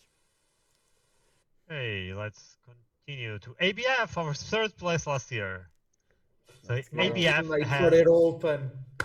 Orcs. That's so ABF. 3 rerolls, no Apo, because Apo is for people who are afraid. Yeah. And ABF is not afraid. He knows his grandmother will kill a chicken every time he rolls dice, like Bruno said last year. Yeah. And then he will roll a 6 every time a chicken dies. He will do it. It will happen. And this is the typical guy who hates elves, right? So 2 tackles. Makes no sense at all, but he chose to tackle. This guy is the greatest. Yeah, he will only catch elves and Amazons, and he will prove you wrong. Yeah, that's exactly. And he will be like 3rd place again because he played elves and goblins and things that have dodge every round, and the tackle will prove to be great while avoiding all the Nurgles and Tom Kings and Orcs. Yeah. And then the team captain is the thrower. I've never seen this. That's amazing. This guy is the greatest. When will you use it? To secure the ball. Where else? I don't know. Secure the ball. Rush. Rushes. ABF will rush. I'll guarantee you. Dodges. Yeah. Dodges. To dodge. No, I think it's fun, right? He's a really nice guy. Pity is nice such a bash coach. He's the epitome I love ABF. Coach. And we can offer... No, go ahead. No, he has won most cases, and he's very, very adamant at getting cases. He can lose a game, but he's be happy because he got like 8 cases. Yeah. But sometimes he will just win against you because you don't have a team. Yeah. I think he's changing, though. I played in his team in Europe, and he wants to win more than doing casts. He's starting to like it. But he won a lot, right? He won like 4 matches or so? 4-0-2, I think so. In the Euro Open? Yeah, I think so. I think we were like, we can fix him, and we did. It's slowly happening. The day he stops hating elves, he'll be a better coach. Yeah. Wow. And taking 2 tackles on his orcs. Yeah. Let's move on to Nevs. So Nevs was playing a lot of Union. I see he decided to change now, and he's playing a Necro, 2 rerolls, assistant coach, mascot, 12 players, guard, block, wrestle, sure hands. It's fair. Yeah. It's a very classic Necro build. I like it. I like it. Yeah. Nothing to say. I thought about this too. This was the other option. I just trade the sure hands for wrestle. Yeah, and he has the 2 ghouls, right? He traded 1 reroll for 1 ghoul and 1 mascot, which is also nice, I think. It's nice because the dodge will give you the reroll you need for dodging out. Yeah. You have to understand that this team in Nev's Ends will be the greatest, and he is the greatest hope for our community to win Luso. So always. At least for me, he's the greatest player of Blood Bowl ever. So at least many believe. Yeah, the legend, the myth. Yeah, that's the point. So let's all believe in what he did. Yeah. And now we have Spleggy. And Spleggy is taking one of the bully teams in this new BB 2025, which is Old World Alliance, right? It's the first time. Apo, 2 coaches, and a pretty standard OWA team. I think it's quite a good team. I think I don't love the grab, but it's a personal thing. But I grab on the tree can work really well as well. Can help a bit on the 1-turner if you want to 1-turn with the catcher. Even though that forces you to do whole method, and it's better not to do whole method if you can. But sometimes you can not do whole method, so it's nice on those situations. I think it's quite a good roster. I think this team, even if we give it just like 3 skills, it still works, right? It only needs these 2 guards, maybe the leader to have the extra reroll, the mighty blow here. Well, okay, 4 skills. Everything else is a bonus. It has 6 blocks out of the box. It has 3 defensive. It has 2 tackles. For some reason, a diving tackle. It's a crazy team right now. If there's a team in the new rule set that would eventually need a buff, maybe Old World Alliance would be a serious candidate, because I think it's a really, really strong team out of the pack. You could take a naked Old World Alliance team without skills, and you could still win games. Yeah, absolutely. It's that preposterous, basically. Yeah. That said, in the meta of this tournament, I think Old World Alliance has hard matches, because Orcs is probably not their favorite match, neither is Nurgle, neither is Tom Kings. So I think they can fight them. They have the defensives for that. They have the guards. They can fight them, but it's not a walk in the park. Not at all. Yeah, it's not. It's a matchup where they will struggle, and I think no one is going to pity them if they struggle at this point. I feel good, because some of the hatred that people had for Wood Elves, always, now some people maybe are shifting it a bit into OWA, right? The hate. So Tell me one thing.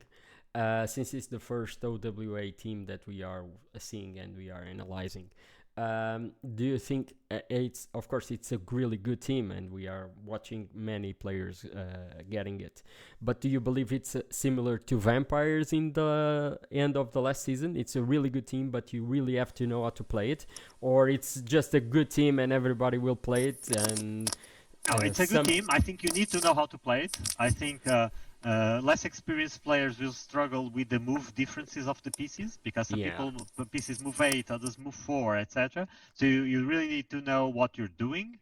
That's what I'm thinking, Of course, the skill ceiling is not like nothing is like Vampires regarding the skill ceiling, right? Vampires, it's just very complex to play well. There's also a rift on the community of the hipster. I used to play all the World Alliance before it was cool.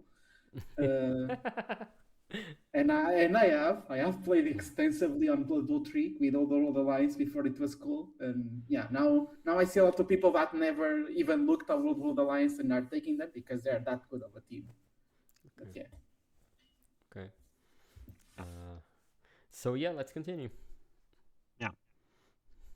For me, it's good because I never played on tabletop OWA, but I played 3 online tournaments with them, and it's my worst win rate and statistics of my old Blood Bowl thing. So maybe now I can get them a little bit up. Now that they're decent. Now we have Danton also with OWA. Very similar roster, very standard guards on both the Blitz and the Troll Slayer. Some people who use Mighty Blow on the Troll Slayer. That was good before. Now I think they need guard there. I think guard there is really nice because they needed 2 guards. Mighty Blow, Blitzer, Blow Catcher, Leader, Thrower, 2 wrestles. So essentially the same roster, but with 2 wrestles instead of a wrestle and a grab. Mm-hmm. I like both. Slightly prefer this one because I'm not a fan of the grab, but yeah, go ahead, sorry. No problem. The thing about putting a guard in the Troll Slayer is only because the human Blitzer comes already with tackle. It's the only reason, because if he didn't, obviously the Mighty Blow would still be on the Troll Slayer and the guard would be on the human Blitzer. Yeah. But the way it is now, it only makes sense to do it like this, right? Yeah, of course. Very good roster for Danton. Slimjojo with his flings. So Evu is not the only flings in the tournament. We also have another player with 2 rerolls, Chef, Mascot, Rumbelow as well. Also 15 players. It has some similarities. So also on the ball FT, but not on the ball pass as a stack like Evo did, which I think was smart by Evo. 2 diving tackle flings, which is very annoying for elf teams. 2 sure feet catchers, and 2 block trees. So no bullseye like Evo here. So he's not probably planning to really be annoying and hit the carrier with flings so much. He will still try, most likely. But it's also a solid roster, the way I see it. Yeah, you can see that's a team that's playing more for attrition than Evil's team that's playing more to be more ball hunter team. But also, yeah, the pass on the FT could be the leader, and it would be better. For example, I would say that would be the. But still, 2 rerolls and Chef. I don't know if you really need the leader, right? Knowing Halfling coaches, they could have 8 rerolls and spend them all by turn 5. But yeah, you can clearly see this is a team that plans to hurt people. Yeah. Okay, we've done Slimjojo, and now let's do Frikipe. Also with Orcs, very, very, very good coach. 3 rerolls, Apo, Mascot. 12 players with 2 goblins, so Frikipe will also field the goblin, but he has the 2 throwers. I am a fan of the 2 throwers with movement 6. Of course, they have AV9, right? So it's you're gambling a bit there, but I think the move 6 is sweet. I like the wrestle thrower as well. Frenzy and tackle here. Fine, I would prefer a guard instead of a tackle, but quite solid roster. Yeah, we go back to the tackle blitzer discussion, but since it's Frikipe, it's not that's gonna make the game any easier for anyone. So yeah, but yeah. And Jock is just said it, but especially in the current patch with so many orcs and so many strength teams, I think the lack of more guard can hurt a bit. Guard will be very key. But I think it's still a very, very good roster. I of course, it's now also easy. Now that we know that so many orcs, it's easier to say this. That maybe Frikipe thought it would be a lot of elves because it's also common. but still I think it's really really good. I would have changed my build as well if I knew what I know now. But I had to go first because I had to validate the teams. I would change too. I would take the 4 guard now. Yeah. And we have Carmona, MadcatPT. Madcat. With his ogres, with his 6 ogres, 2 with block, break tackle leader. I like it. Break tackle ogres are juicy. 2 guards. I can understand the guards, but I always wonder what they are trying to guard. Of course, sometimes they can help the snuts, right? Strong arm bullseye. I really like this one. The dirty player Noblar, and then where is it? It's that ogre that only fails the throw on a 1 throw teammate because. He doesn't have the thing, the Riiphys rookies, no. Riiphys rookies, no. Okay. I think he went for more 6 ogres instead of having Riiphys rookies because the only way you have Riiphys rookies is if you don't have all the ogres. Yeah. Okay, it's nice. I think it's nice. I think it's fun to play. Strong arm bullseye means your cage is never safe. Watch out for that one. And you always have the punter as well to try to throw teammates. The thing with bullseye is that if you try to use it for 1 turn, if it's a perfect pass, you always have to use it. It's not optional. So be careful with that caveat of the rule. I just dislike the guards. I agree. I would put something like stand firm or break tackle or something like that. But I'm not an ogre player. It can help on the Nurgle and Tomb King matchups. It helps a lot. But in not any other matchup, it's like okay. It might enable you to do more 3 dice blocks. That's the only thing. Sure. Let's go. Ogres. And now we have, this one is nice to talk about. Francisco knows that I will talk about his roster a lot. So Francisco has been really insisting on his crazy dwarf roster. Very nice guy. One of my favorite football players, Francisco. I really like talking to him, even though we totally disagree about most things on Blood Bowl and our points of view. But it's always very good discussion, and really like him. Actually, we wanna. Oh yeah. We That's how want to turn Blood them Bowl together should be when we played. played as a team of 2. But it's really interesting roster. So we have dwarfs with 11. No rerolls. Rerolls are not needed. Mascot, 3 bribes. So the death roller will be there. That's what you can know, right? Okay, my wife is probably telling me that I'm yelling. Oh no, she's giving me water. So thank you. I was thinking to complain about my yelling because I'm probably yelling and everyone is hearing. But guys, let's talk about. I'm married already, so we're together for 21 years. So it's quite a lot. Poor woman. Okay. But let's. What do you guys think about this roster? It's what you'd call a min-max dwarf build. If they start to lose players, it starts to get awkward. But if they don't lose players, it starts getting awkward for you. So I would like to see more Mighty Blow in this build, but we didn't give many elites just because we knew people would try to take something like this, and we were justified by this build. We gave them a lot of treasury. The team is very expensive right now, and yeah, like the stand firm dwarf blitzer is very annoying. For example, if you don't bring him down, it's there and has diving tackle and tackle. So good luck trying to get out anything that's stuck to it. Dirty player dwarf lineman might be good if the bribes are conducive to it. You might lose bribes because of it, because you can't afford to lose that player. I would probably take something else on that dwarf lineman. But yeah, we can really tell that his playstyle is gonna be around the new bribery and corruption playstyle for dwarves.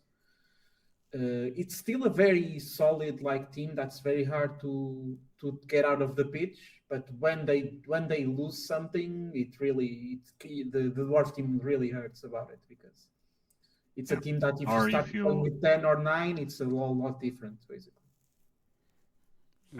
Or if you start failing bribes and things like this, it can be hard, but it can also be very annoying to play against. The typing tackles are annoying. Of course, the dirty players are annoying. The guards can be also annoying. So I think he can do a lot of things. I do feel, and I've told this to Francisco, I think he's a very, very good Blood Bowl coach, but he reminds me of Goku on Dragon Ball when he was wearing extra weight clothes, to tone himself down. So he's nerfing himself sometimes with the rosters he plays, and I think this is one of those cases. I think he will win for sure a few matches. I think he will be very annoying for his opponents with this roster in a few matches. I don't think this roster can win a tournament. Especially with Nurgle and Orcs being so predominant, they can just outcard them, or they can just put an Orc lineman on the Death Roller, and the Death Roller is there for the entire half. So with this roster, you would always choose to attack, never to defend first. I mean, the risk of you starting your turn with 10, it's an uphill from there, I would say. I mean, Dwarfs are still a good team, but with just 11 and now more inclined to the fouling thing, that's what I would say. Team with 12 players, I would be scared. I still don't want to play against them. Don't get me wrong, but yeah. Yeah, but what is the roster you want to play against?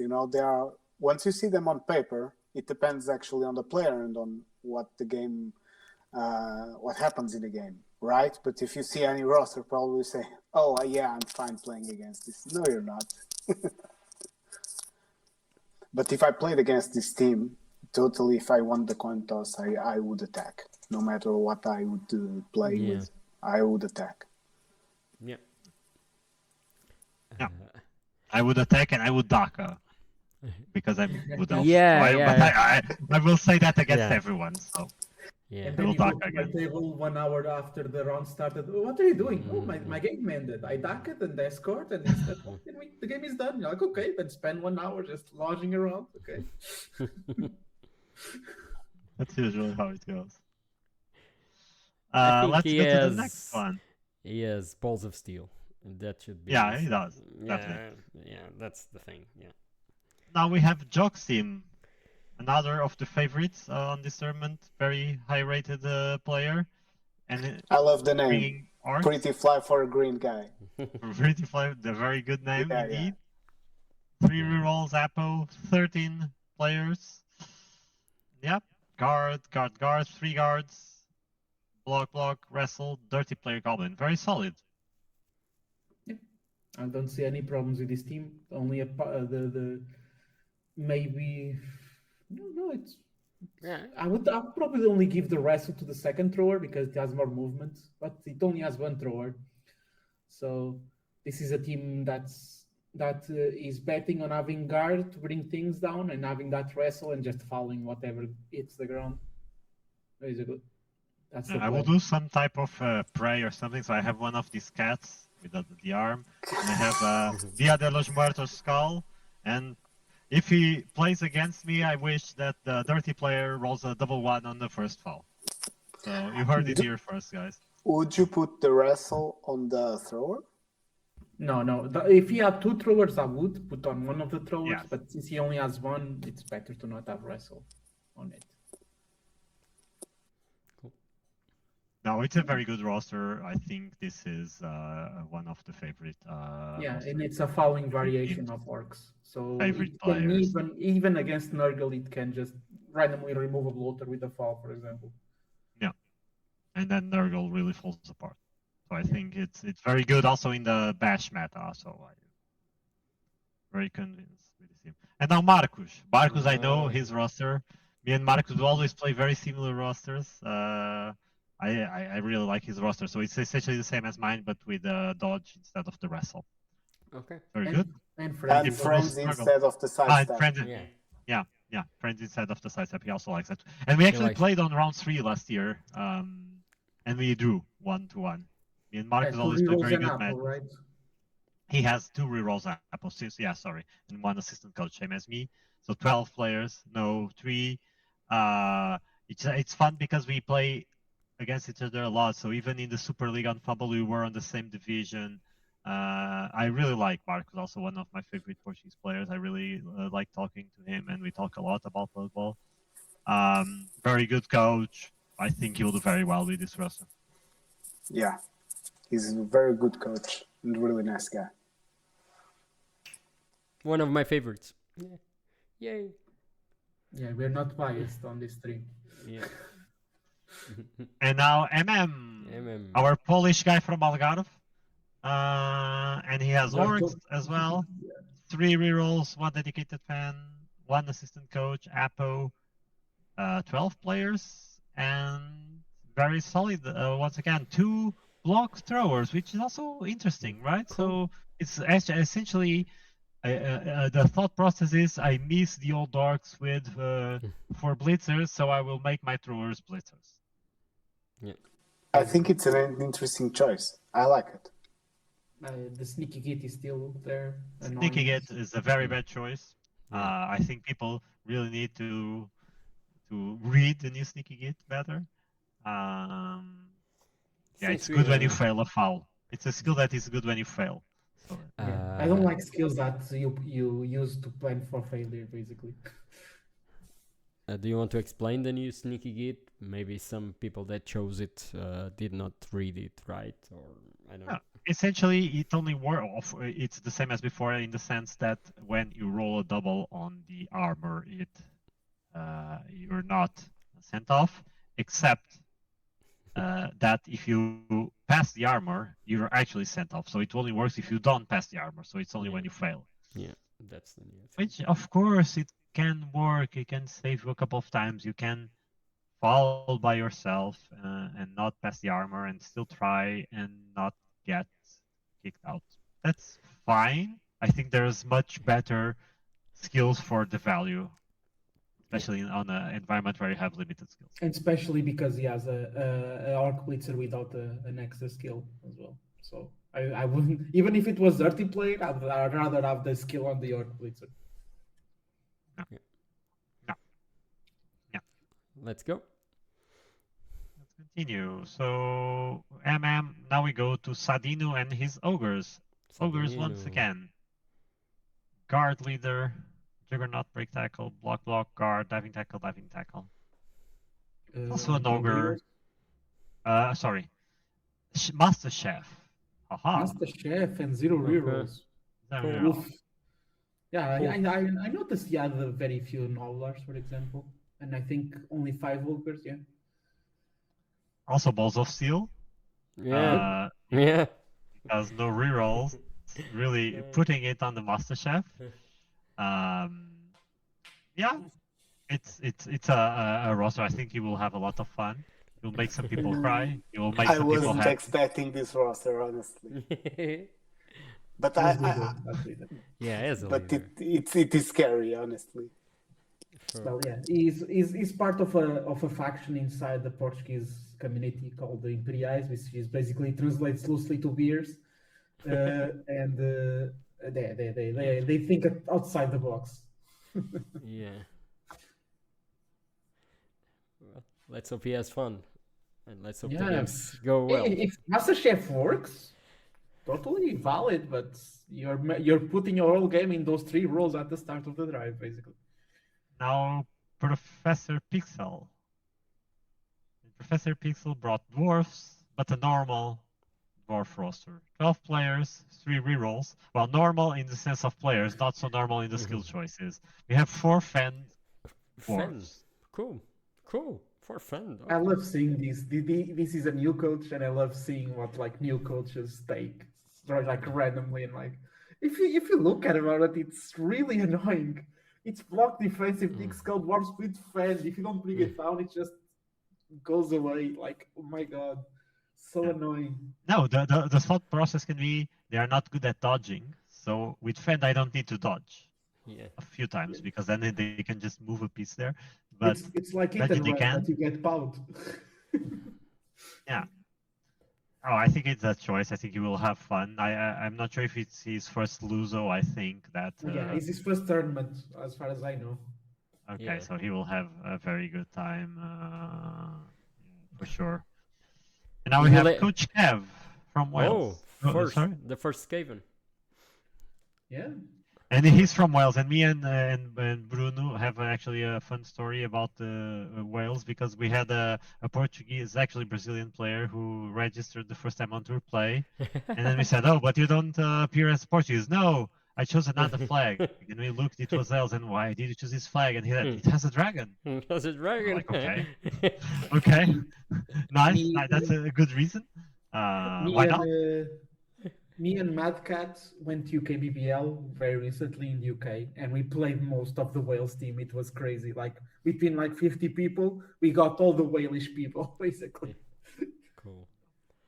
So all the yeah, Welsh if I play against him again, it's destiny. Yeah, I have a Wales magnet. And here, 3 rerolls, Apo, Skaven, 13 players, Tackle Wrestle, Clanrat. That's not where I would take my double stack. Block, break tackle, and block on the Hat Ogre. I think it's Skaven is always nice, right? It would break not. Tackle is break tackle is interesting on the blitzers, right?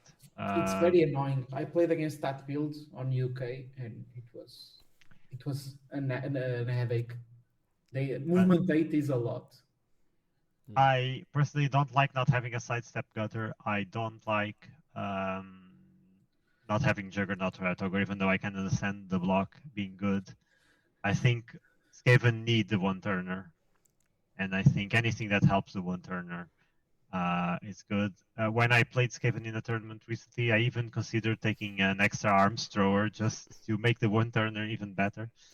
I think not as much as Underworld, but still Skaven really needs. Yeah, you can see this is a build to ball hunt and having the Rat Ogre being the killer of the team, basically. You have 2 break tackle blitzers with 3 pole, you have a wrestle tackle lineman, movement 7, you have the Roger to try to hurt things, and that's the plan.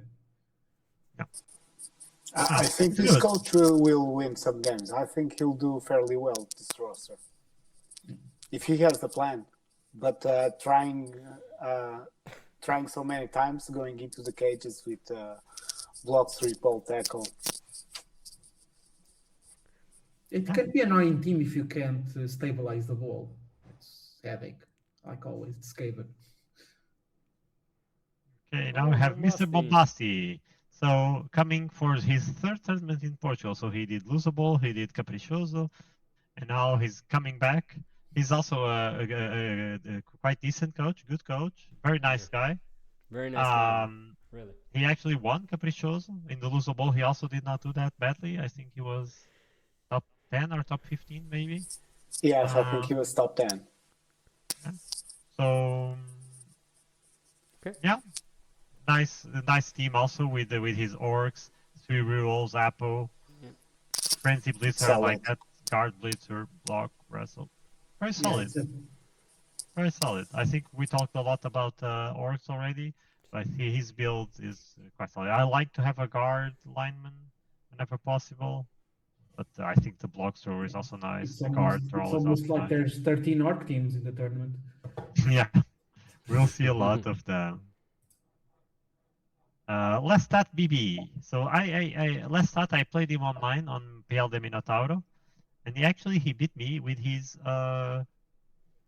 I think it was Halflings with Griff, and it was the first time I played against Griff. I haven't been playing for such a long time that I didn't play in the phase where people were using Griff in tournaments, and it was not banned. And in this tournament, it was not banned, and he really destroyed my Necromantic team with his Griff. I was going to say that. He has an amazing name. He must be a great person. The first beer is on me, so that's if you're watching, You chose the best name you could, and welcome to Portugal, and welcome to our tournament. Okay, man. So yeah. Ooh, that man. And very nice guy. I played against him online, and very nice guy, and also solid roster, right? So I think this orc roster is very decent. Yeah, it's another variation of builds we already seen. So yeah, solid. Let's continue. Let's continue to Janish. Janish. The Brazilian captain. Brazilian captain. So Janish has mostly standard lizard build. 2 rerolls to dedicated fans. I don't know why 2 dedicated fans and not an assistant coach. It's not a good idea. The assistant coach should be better, but it's still an option. No Apo, probably because there's no money for the Apo, I would say. Yeah, probably that's the reason. Yeah, okay. And the wrestle block. I think the five blocks are perfect, really nice. And Janice is becoming quite solid while playing Lizardman. She's been doing quite well, even in a tournament in France. So it's someone to watch.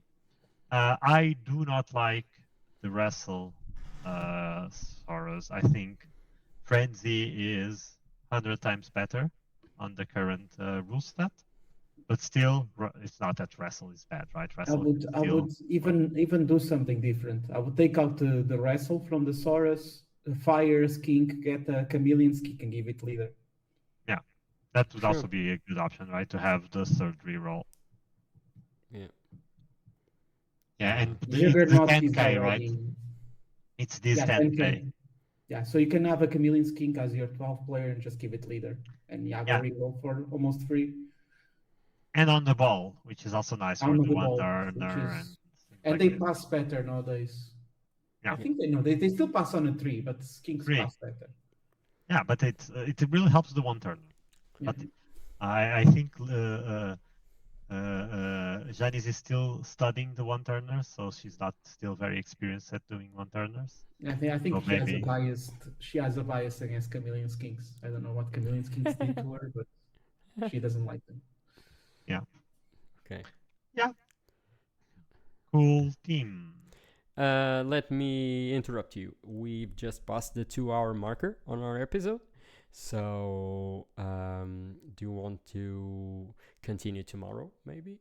Or do you want to do some more? I'm cool with the time. I don't know how about either you. Is fine for me. I think we're speeding up, and I think we're gonna end it in like I think we can end it in less than an hour at this point because a lot of the builds are already kind of repeated. Yeah. Yeah. I agree. And let me tell you to everybody that's watching on I'm pointing the timestamps. So if you just want to see your comment, you will be able to do it on YouTube tomorrow. Okay, you can press on your button and it will have your name and so on. Okay, so that's the thing. Okay, so let's continue. For me, I'm fine. I'm just controlling time, and I noticed that we've passed the 2-hour marker. But hey, let's go.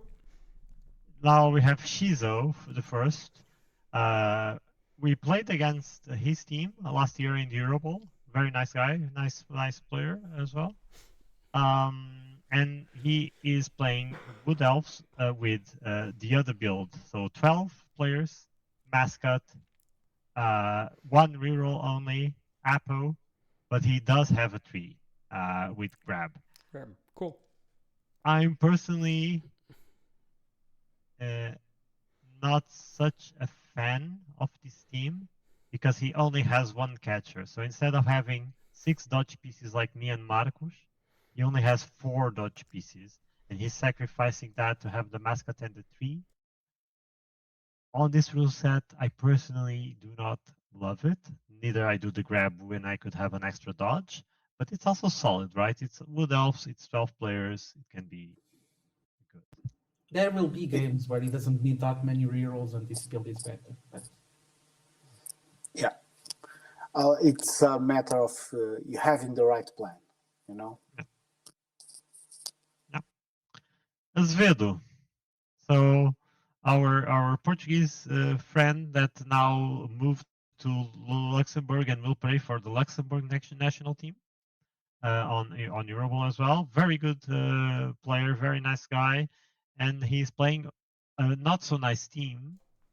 So it's a very good team, but not a nice team, as we already mentioned. Old World Alliance, the most hated team in the moment. No. Very solid team, 2 rerolls, 1 Apo, Mighty Blow Blitzer, the 2 guards on the pieces that we mentioned, the leader, and 2 wrestles. We've seen this roster, right? Yeah, I think this is a more classic. Yeah, we've seen this exact roster. The only thing I have to point about Ironbreaker is that he's always trying to surf the meta every time. Okay. Yeah, WA is the meta surfer team. Yeah, nowadays. Yeah. He asked me for the team, so yeah, it will be my miniatures. So yeah, let's go. So I hope he wins. And now we have Pinto with the other press. So Galentio, I leave this one for you. Yeah, they suck. It's reds. No. This is a curious theme. Sidestep Grail Knight is a thing that I didn't even remotely thought about. I would, if I gave it a second, I'd give it dodge, I guess, but not sidestep. But it can be really annoying with steady footy. You never know. Also, having the kick tackle is valid because you don't have tackle. Having 2 tackles is overkill here. They don't need it in this meta. Also, until recently, I was also taking the wrestle tackle. I know it's very annoying against elves, for example. But you can also see this is a team where he only has the minis from the box. Because it's 12 players, all the knights. And and a lot of things here. Yeah, wow. I looked at that and I didn't question it because probably he could have gotten a keg instead of all of that. For example, a keg would be nice. If you're going with 12 reds because you only have the box of 12 and you have 50k left, take a keg or take a team mascot and a weather mage or something. It can be inducements that are.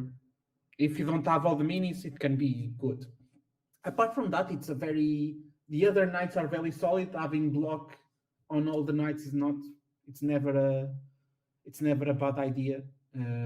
I would just like to see something different on the Grail Knights. I think the Grail Knights with those skills are a bit wasted.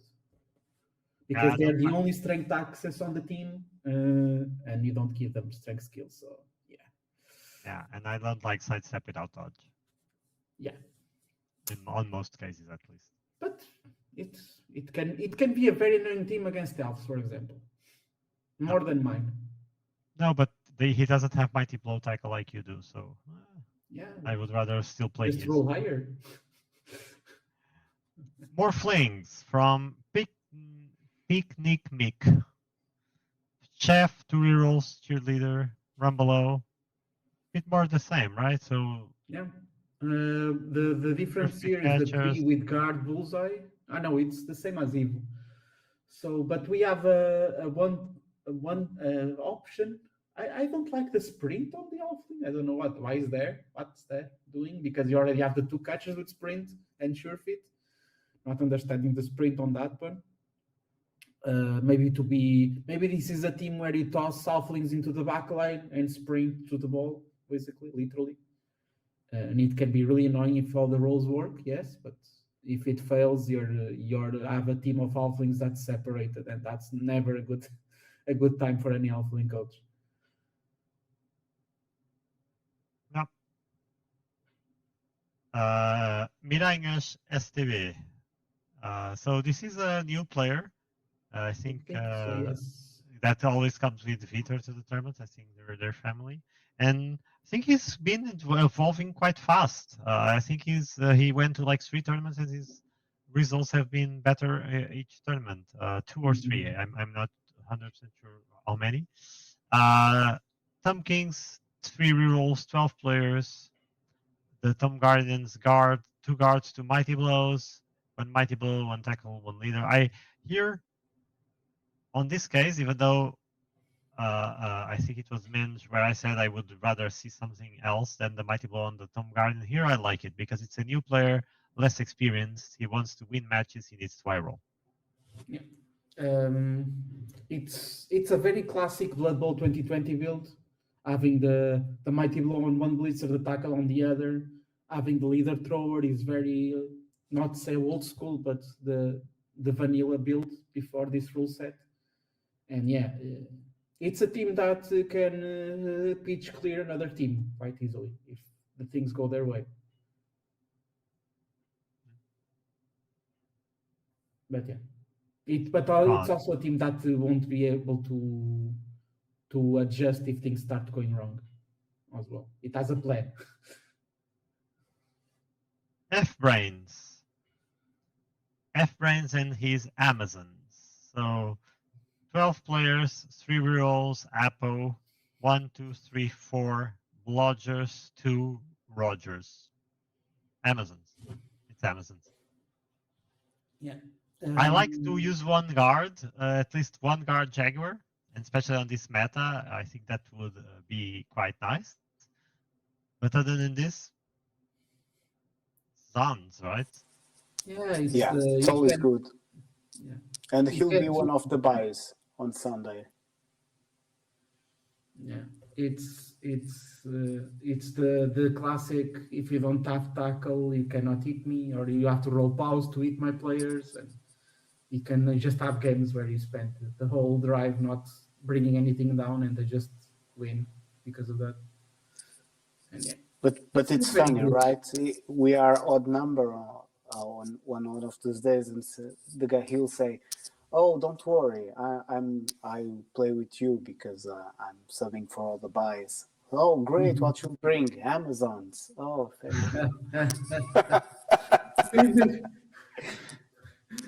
Maybe you shouldn't. Before thinking if you should, maybe you shouldn't.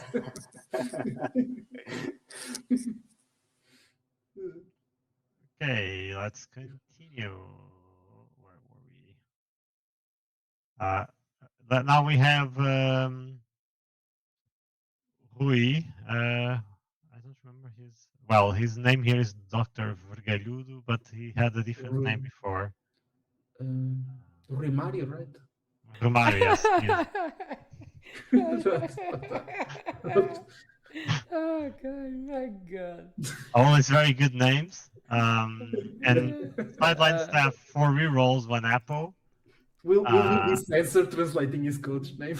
No. Let's not translate his coach name. You can ask on Lusobowl. Yeah. Very nice guy as well. 13 players. Human, sorry. Human. Yeah. I think we saw this build before, like the wrestle strip all humans, right? Yeah. Yeah. I don't like the wrestle strip all. I don't know who had this idea and why they decided it was a good idea.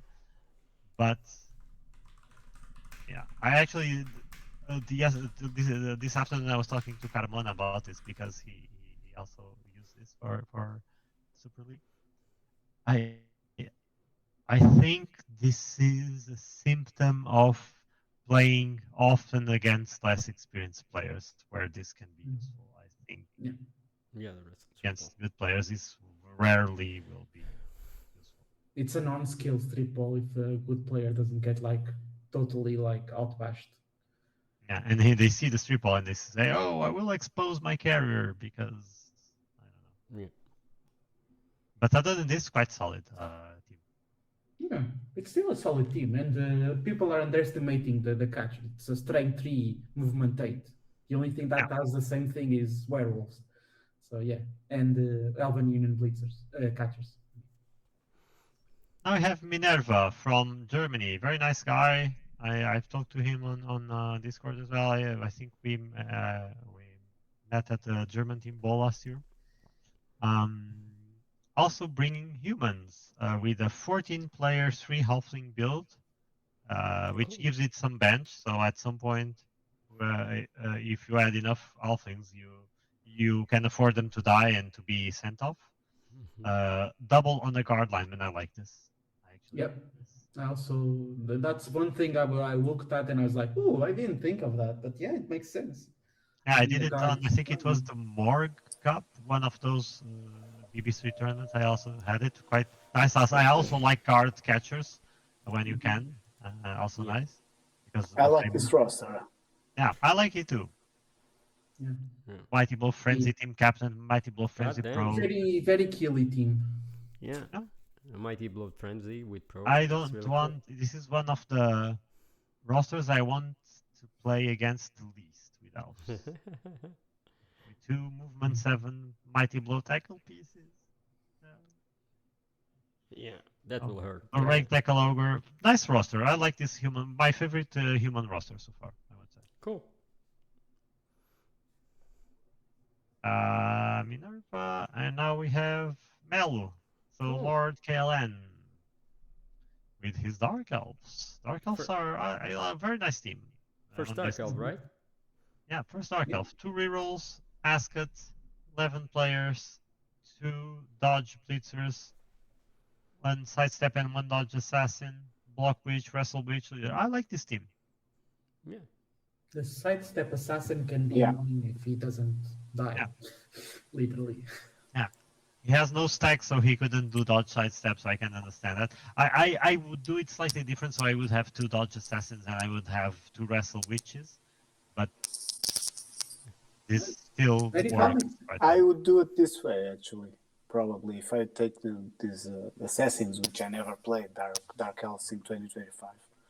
Yeah, does it has Apple? Yes, Apple and 2 rerolls and mascot. Then this would probably be the roster I would do too.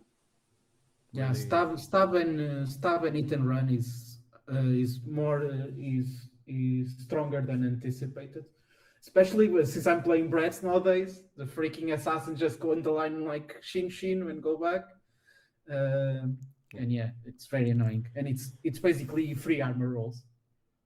Yeah, very nice.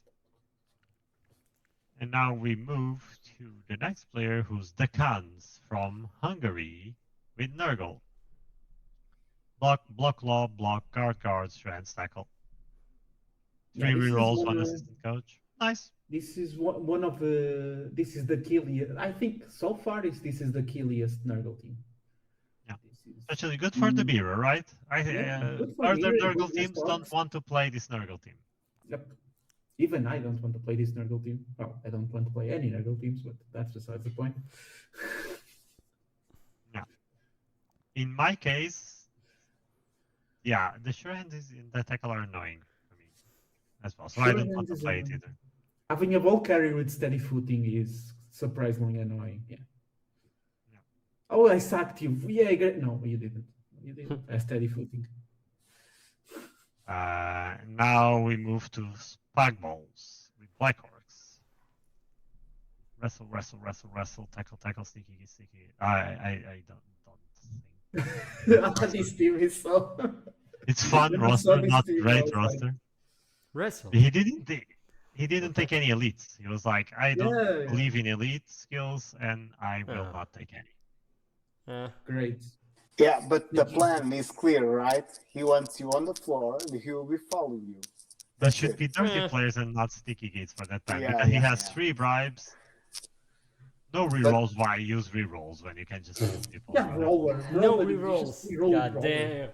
God damn. These guys have balls of steel. God damn. Yeah. If he had some more mighty blows, this would be he would be a strong candidate for most casualties at the tournament, probably. Do we have a preview of the categories that we're gonna have in the tournament? I would say most cases, first, second, third. The list of trophies. The trophy. Oh yeah, they are on the site. Let me share the screen. Or actually, I won't share the screen. I'll just tell you. So just one moment. So first, second, third places. Best offense, which is most touchdowns. Best brute, which is most casualties. Best defense, which is less touchdowns conceded. Best stunty, best painted. Borat Cup, which is most falls. Acorn Cup, which is most serfs, Lusobowl, which is last place with all 6 matches played, and MVP, which will be go to the bigger Luso raffle buyer. So these are the fixed prizes for this edition.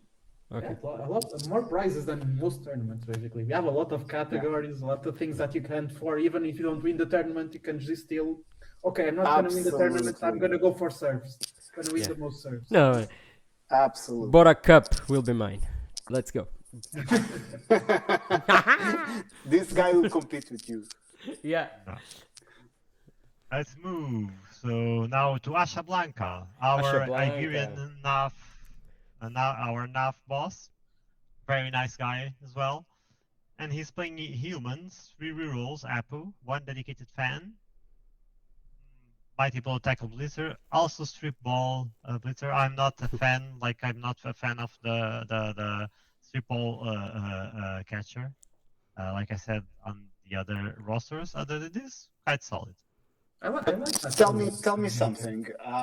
Because they are all choosing this, isn't it happening some kind of situation or where they are maybe pressing too much occasion, and that opportunity with humans is happening regularly? Maybe.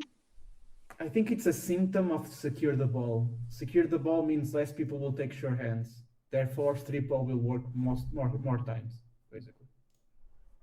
Probably. I think that's the thought process behind strip ball nowadays.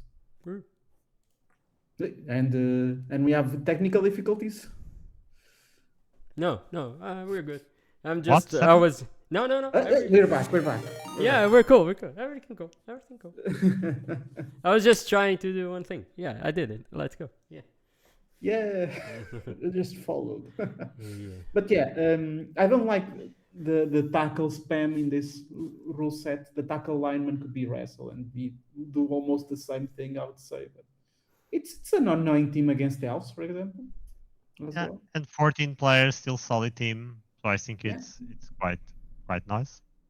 Quite nice. Very nice guy, Asha Blanca. Yeah. And now we have Eduardo Taeki, our very good Portuguese painter, also very nice guy, very good player as well. But normally, so he's a very good player who doesn't take the matches. He likes to have fun, so he doesn't really make an effort to win, because I believe he really did a big effort to win. I think he would be very, very good. I think I've seen him play quite a few times, and he plays well. And he's playing vampires, I think, for the first time. I'm not sure if he played vampires before. 4 rerolls, 2 coaches, 5 vampires, dodge, leader, dodge, pro, block, wrestle. I like the skills here. Nothing to really add.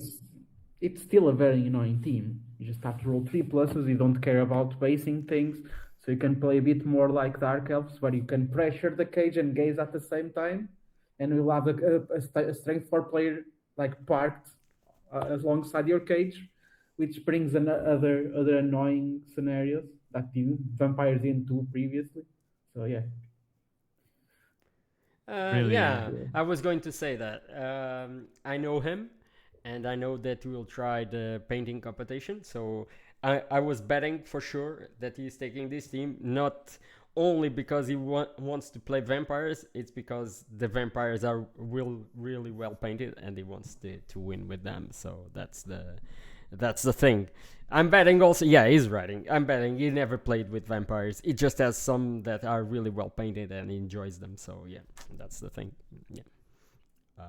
But the roster choice, I think it's pretty solid. Yeah, but it's a solid. Yeah, it doesn't have full wrestle, no rerolls, and so on. I don't know. As the last guy we saw. Yeah.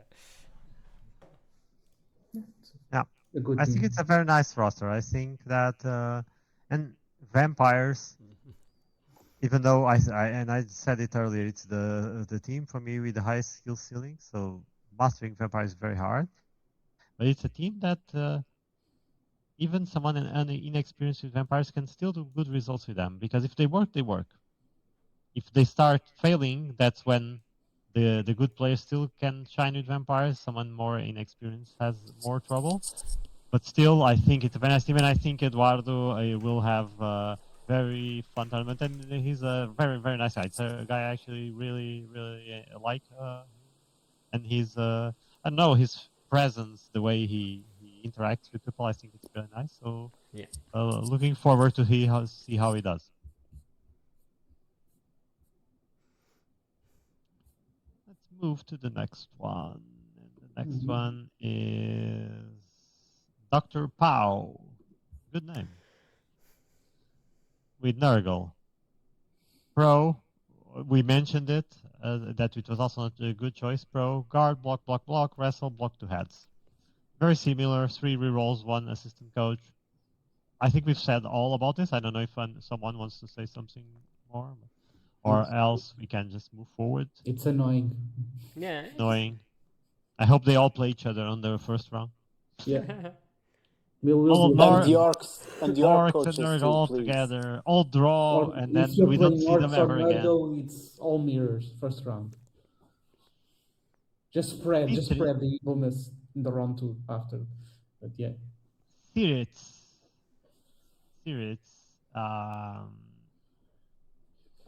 With Dark Elves, wrestle, dodge, kick, dodge. 3 rerolls. Yeah, he takes the runner to have the 3rd reroll. That's a good roster. There's some synergy with kick and punt, right? Yeah. You can reroll the punt. You can reroll the direction or the distance. It's an interesting roster. It's a thing, but yeah. Not saying it's good, but it's a thing. I always dream of I will do this actually, play Dark Elves and then Daka, and then to not risk dodging with the ball, I will punt the ball through the defense line, and then I will dodge the pieces. Yeah.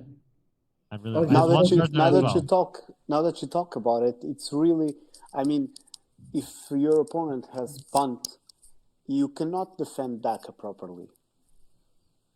Because you have to have some players behind. Yeah, but still, the punt is still random, right? It can go only 1 house forward, and then it doesn't do anything. Yeah, true. But still, he has to leave some players behind. Yeah. So I didn't thought about it this way.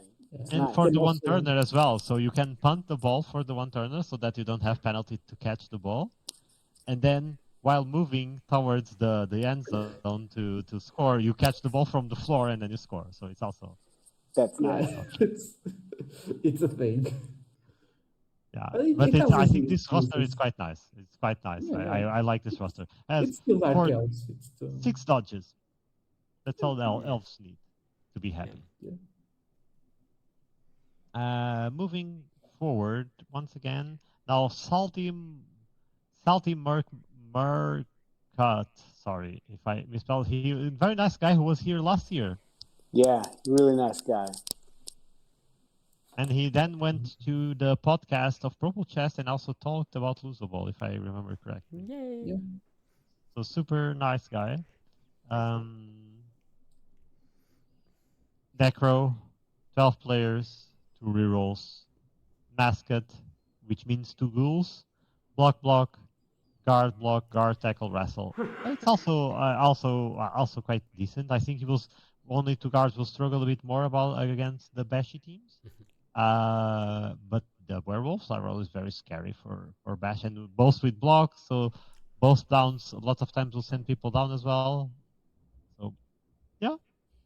It's a solid team. We already talked about the tackle wraith, like Stingray has, but yeah, I think this one is a bit better against other bash because it has the mix of guard and block, so it can give problems.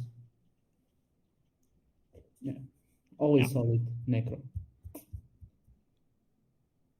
Let's move to the next one, which is Zero Pedro Geronimo.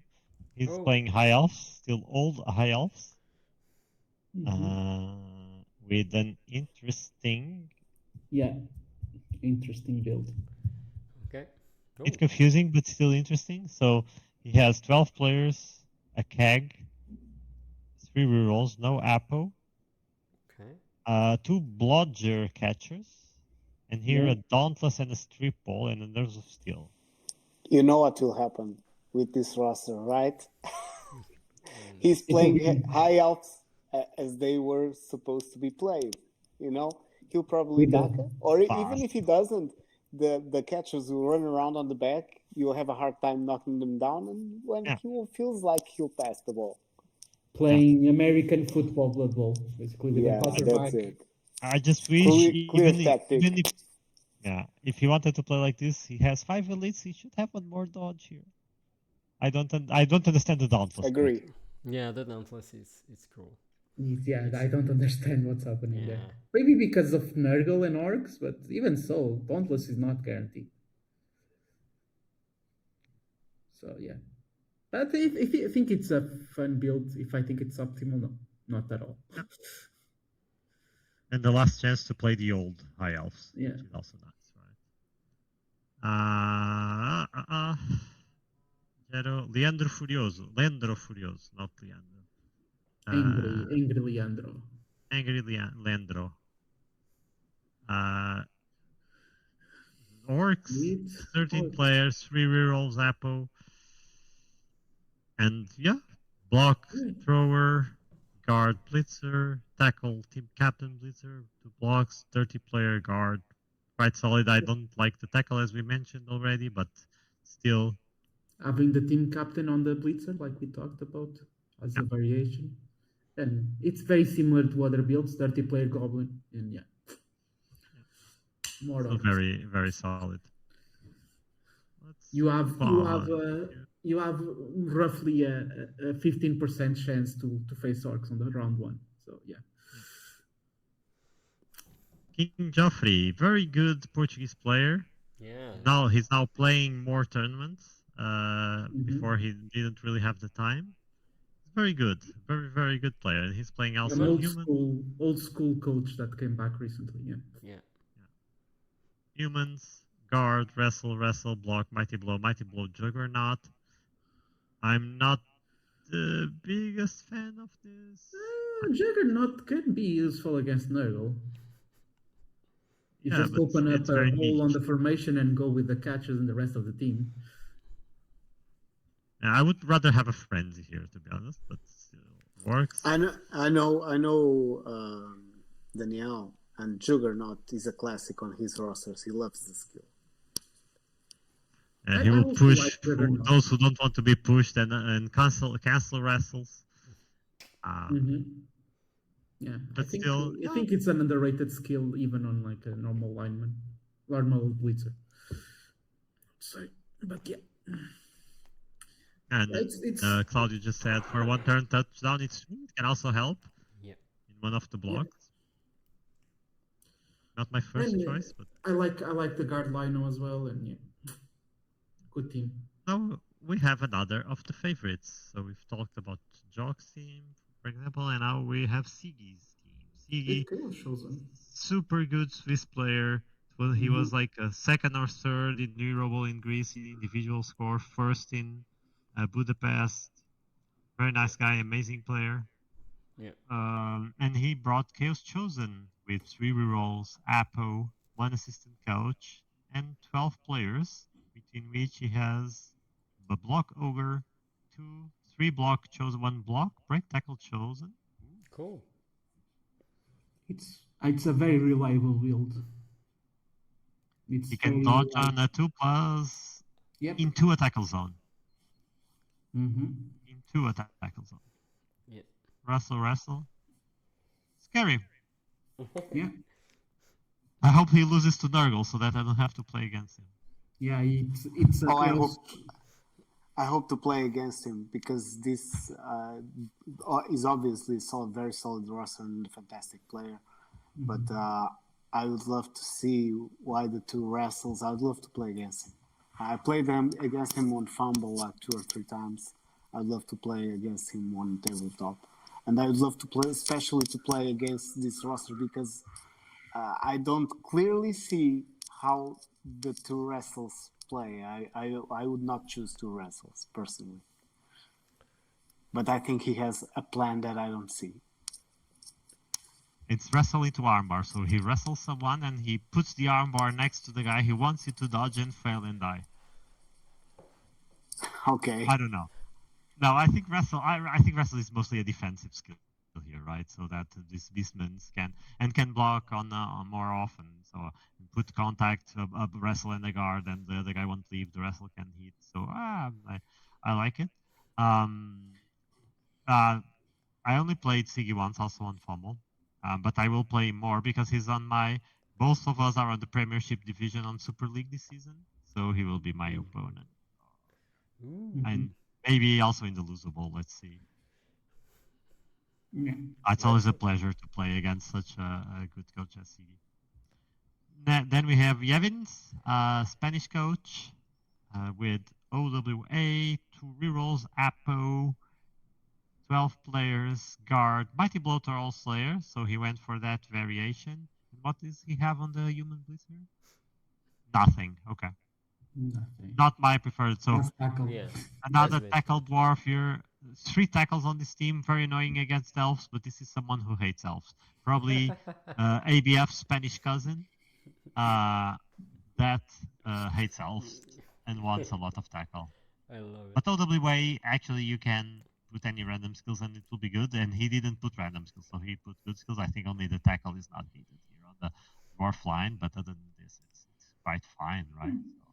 You can still win games. It's that good. Oh, yeah, a lot of games. Yeah. We've done Jevin. We're getting close. Now Las Galen, Italian coach with Nurgle. Stand firm, block, tackle, 2 heads. 3 rerolls, 1 assistant coach. Solid, no guards, will struggle against mirror matches. Yeah, I think we've seen this exact build on other teams, so nothing new to Gustavo, when he's with elves. Gustavo loves playing elves. He's always a bit more, has more risky rosters than me. Yeah. 12 players, 1 reroll. Reroll, yeah. Apo, but he has a 3. Kick, 2 dodges, no wrestle, and tackle, strip ball on the... tackle is my least favorite choice on a War Dancer. I think it can work on some matchups, but mostly I like it less than Frenzy or Sidestep, but it's still a very good roster, right? And with the kick, can score earlier, is not so afraid of the turners. I was not expecting this roster from Gustavo. I played against him week and a half last weekend, and he was with 2 dwarfs with a much similar roster you are bringing, Beltroniko. So the test should not didn't go well for sure because he changed this. Yeah, I think this can work. I think depends a lot on the matchups he will face. Always a very hard to beat opponent as well. So very nice. Another very nice guy. Paulo is quite a new coach. He will play for the Brazil team on Eurobowl. Cool. It will be his first big tournament, I think, and Luso will be his first 2-day tournament as well. He was doing good with Skaven, then he switched to Underworld. He did not do so well. He didn't understand the team so well. Yeah. And now he's bringing Dark Elves. I think it will be his first time playing Dark Elves, but he has a solid roster. Yeah, the classic roster. Rerolls. Curious about the block runner, but apart from that, I think it could have been a dodge there. Yeah. But yeah. No Apo, very risky. 12 players, especially now that the Apo is better on this edition, and you have less positionals. I think the Apo is very needed because you don't have 4 blitzers anymore. Yeah, I would. If I was me, I would give the dodge to the other assassin and give leader to the runner. André Skarnik. So André is a guy that only plays Blood Bowl in Lusobowl, and it's a guy that actually I think both me and Alex have known from the very long past, 30 years ago or so. Almost from when we started playing Blood Bowl. And he goes to Lusobowl every year, and this year he brought Nurgle. He also came card. to Eurobowl in Cardiff, and he paints really well. And another very nice guy as well. Yeah. And a very solid roster. 3 roles to fan. So the 2 fans should be the assistant coach. But other than this, it's just a almost meaningless detail. Tackle Frenzy might be very annoying for any elves or Goddamn. catchers. Goddamn. Yeah. So yeah. But good. This player alone can just 2 dice tackle Frenzy an elf, basically. Splateo with Corn, the first Corn team. Block, tackles triple, wrestle. 12 What I players, like 3 rerolls. Yeah, what I like to call the Bloodspawn and Friends build. Yeah, nice. No Apo, a bit risky, but still, Yeah. there was probably no money for it, right? So. Yeah, you're not thinking about safety if you're going with Corn. Yeah. Yeah. Very nice. Solid roster. Jump up now on the Corn Gors can be very annoying. Yeah. So you forget most of the times they have jump up now. I think this roster may do very well. If the Bloodspawn behaves, yes. Yes. But he needs to play well. That's to have very good hands for this roster. Otherwise, it's very easy to mount for frenzy traps with Nurgle, for example. Yeah. Sateo now. Rui Oliveira. The legend. Montanhas. The myth 18. is playing. With Tom Guardians. Very solid roster. So actually, this is very similar to what I would play if I would play Tom Guardians, and we had the chance to talk about it, except that I would take a Mighty Blow Blitzer, because I think blitzing with Mighty Blow return is good. Yep. Other than this, very nice. If it's against an hybrid team, it's very annoying because you get absolutely outguarded out of the wazoo. But yeah, you don't have much kill potential apart from vanilla rolls. And this is a big return.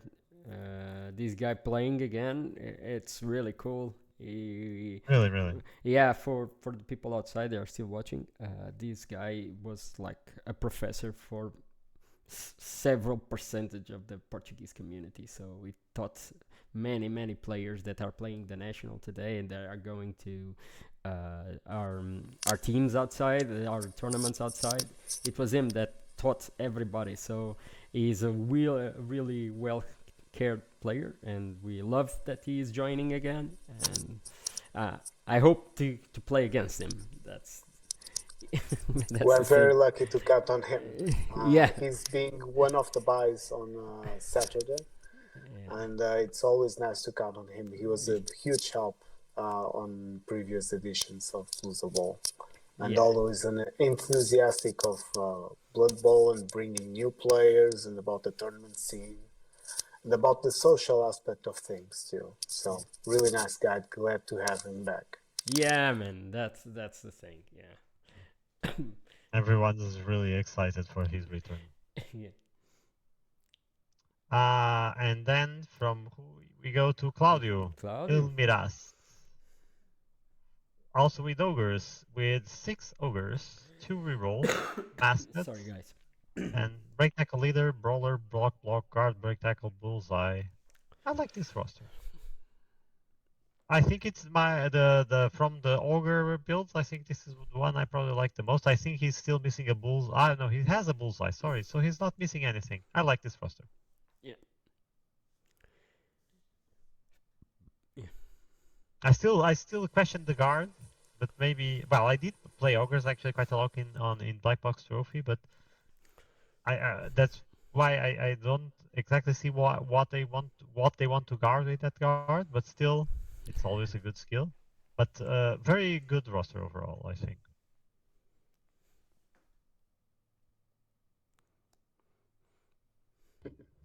Yeah. Oh, it's me. The one and only Anjus. With his orcs as well, so you're in the meta now. Yeah, they told me to do it. Yeah. 3 rerolls, Apo. two guard linemen. I like it. To be honest, I think it's a good alternative to the troll because the troll sometimes does not activate, stands stupid like that. So then you have full control over the guards. Also, guard blitzer, frenzy, block player. We're playing a serious roster. Who are you and what have you done to Anjos? No mighty blows, no the one dirty player. No, what dirty player? I don't recognize. He didn't do this roster himself. He has someone to do this roster. I'm going to explain.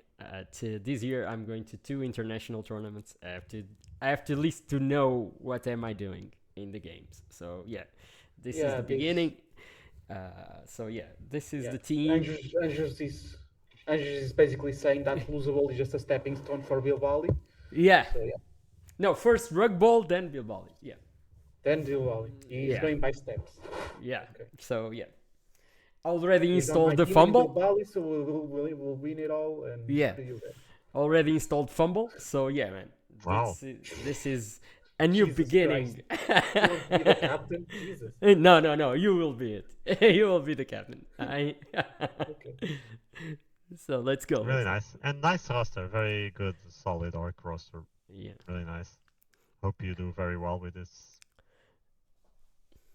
Okay, well, we're getting closer and closer to the end. And now we have Toyurub. I don't know. He is coming for the last 2 editions. Okay. Lusobowl, he's German, but he organized the World Cup in Dornbirn, 2019. Okay, and he enjoys Lusobowl very much. It's the 3rd year in a row he comes. Wow, that's great. That's really great. Cool. And he's 2 rerolls, 4 coaches, no Apo, and nobility team with a block ogre, tackle dodge, blitzer. This is good. Dodge in the other blitzer, I also like it. Guard, frenzy, tackle leader. I don't like this other tackle so much. We already mentioned it a few times. Other than this, quite solid. I think he will. Yeah, the 4 elites. Yeah, make it hard for him to have more guard because nobility really likes guard on the bodyguards, right? So yeah, I mean, I was not a big fan of this build because nobility wants guard. But still, the blitzers are very stacked and strong, right? So he can do cool things with them. I think the problem with nobility is that Nurgle arrived and simply do what they do better, basically. True. They do the same thing on defense, but better. Yeah, but on offense they are much better, right? So I've played a game or 2 with Imperial Nobility, and the movement 5 on the bodyguards is really I know you did one of them. Yeah. It was against you. Yeah. Now we have another of the favorites, Purple Goo.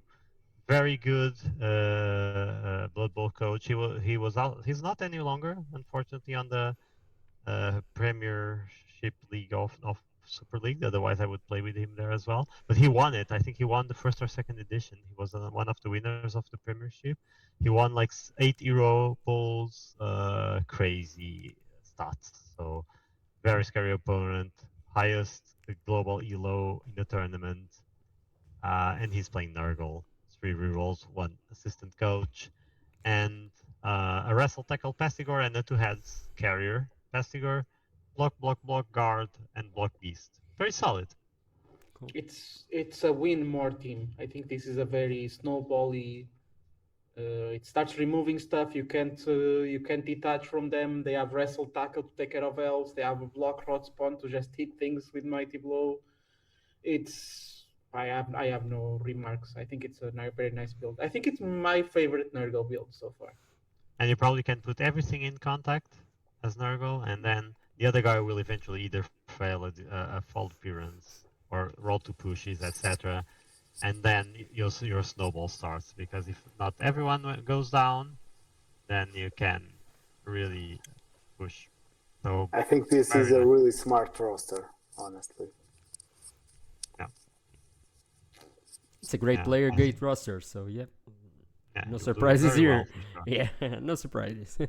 I'm very glad he's coming. He's a really nice guy, and He helped me a lot when I was NEF tournament coordinator, what Bruno is now, back then, and he was a big supporter of Lusobowl since the beginning. So really great player, really nice guy. I'm glad he's coming, and his roster has a plan. Yeah, really nice. Yeah, I wish I would play him because I never played against him. But actually, from the very good players, both Purple Go and Jock, I never played against either of them. Or Frikipe, actually. I only played against C, so I would like to play against them. Because they're all very, very nice coaches. Very good coaches. Filka, another Spanish guy that I don't know. Playing Skaven, 14 players, 2 rerolls, no Apo, 1 coach, 1 cheerleader, tackle blitzer, guard blitzer. I like the guard blitzer. Yeah. Block Rat Ogre, block and wrestle gutters, and a block leader, a thrower. Well, it's a fair team. I like the once again I like the Juggernaut Rat Ogre, but it's in a sidestep gutter, but it's a fair team. It's a very balanced team. I'm not sure how much use the Skaven Blitzer with tackle will get, but it's still Skaven. Yeah. Oh, it's good. Good. Figueiras, the Oakenfig. Dwarves. The other interesting dwarf. 12, 2 bribes, 2 rerolls, and a bench.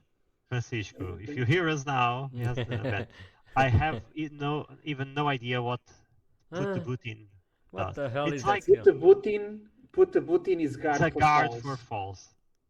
Seems quite bad. Even right? if they're base, they count for the assist. Yeah, but oh my god, that sucks so much. it's fun, but I think Figueiras hasn't been playing. So it's a guy I really like. Super nice guy. He's the greatest one. Always very nice rosters. Sneaky Git, old edition. Yeah. You don't need this. Put the boot in. Seems fun. Probably the only person to use it, but not very good skill either. The rest quite nice. I don't know why they put the boot in. Oh damn it. Okay. He'll compete for most casualties. Yeah, sure. Most casualties and most fouls. Most fouls. Yeah, let's go, man. Actually, because in Portuguese we actually say this a lot. Like we say in Portuguese, "Met bota." Yeah. So he saw a skill with his name and he was like, "Oh, I need to choose this skill. Vou meter bota em 4 gajos." We're very, I think, very nice. God damn. Almost. So now we don't even need to scroll to find. So we have Dempsquig. It's Skaven. One more Skaven. Juggernaut, Break Tackle, Scary Rat Ogre. Whew, damn it. Yeah. Dodging under 2+. Alright. It's a cool. Scary Rat Ogre. Dodge stab block, still no sidestep, sad. Guard, very solid. Leader. Good roster, it's 13. This might be the best team against the Bash meta that we have so far. It's very funny because usually you use big guys to support the blitzers and the other to help others doing casualties. Here's doing the opposite. He's using his blitzers to support the Rat Ogre. Yeah, and the Rat Ogre, especially like against Nurgle and Orcs, it shuffles the other team and gives openings. Nurgle cannot just like blanket the field and hope they stop the Skaven. Now all the Skaven have the Rat Ogre to just Juggernaut, break tackle something, and he goes away and it creates a hole on the formation. So yeah.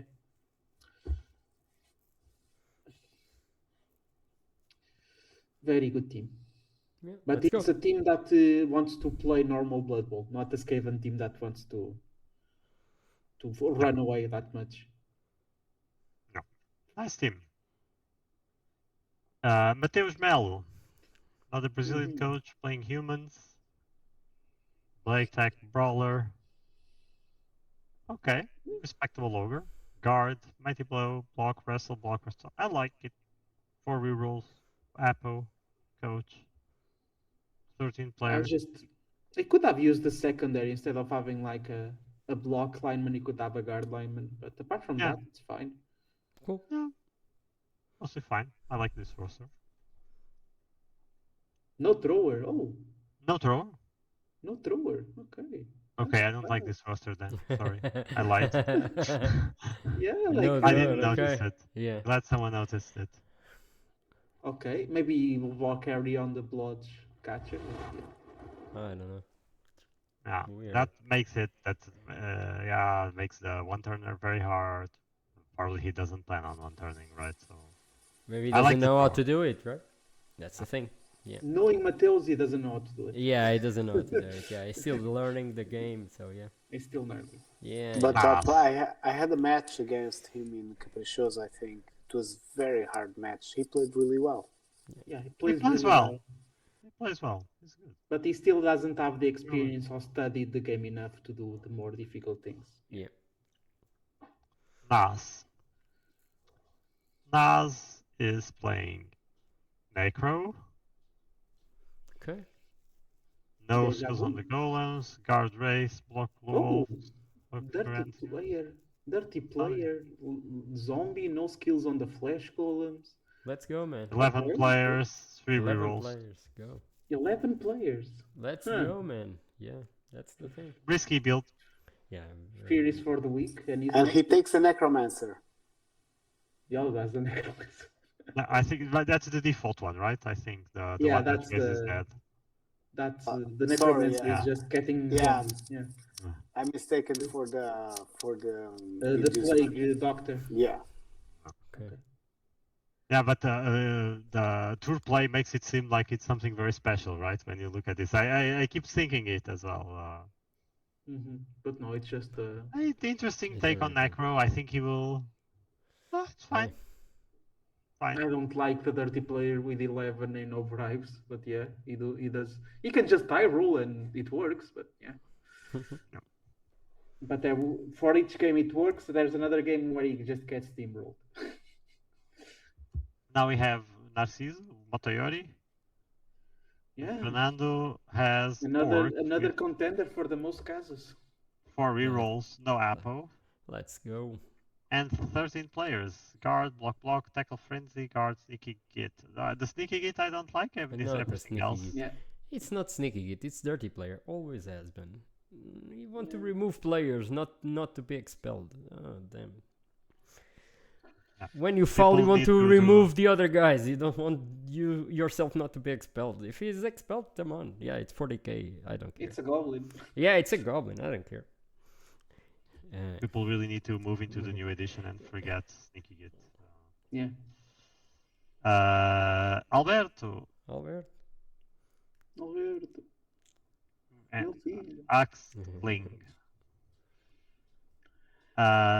Humans. Block size step. I really like this. I like this. I thought I saw. I like everything except the fact that he doesn't have a mighty blow blitzer. Yeah, he's frenzy. But frenzy tackle is still good, right? I think this is a good roster.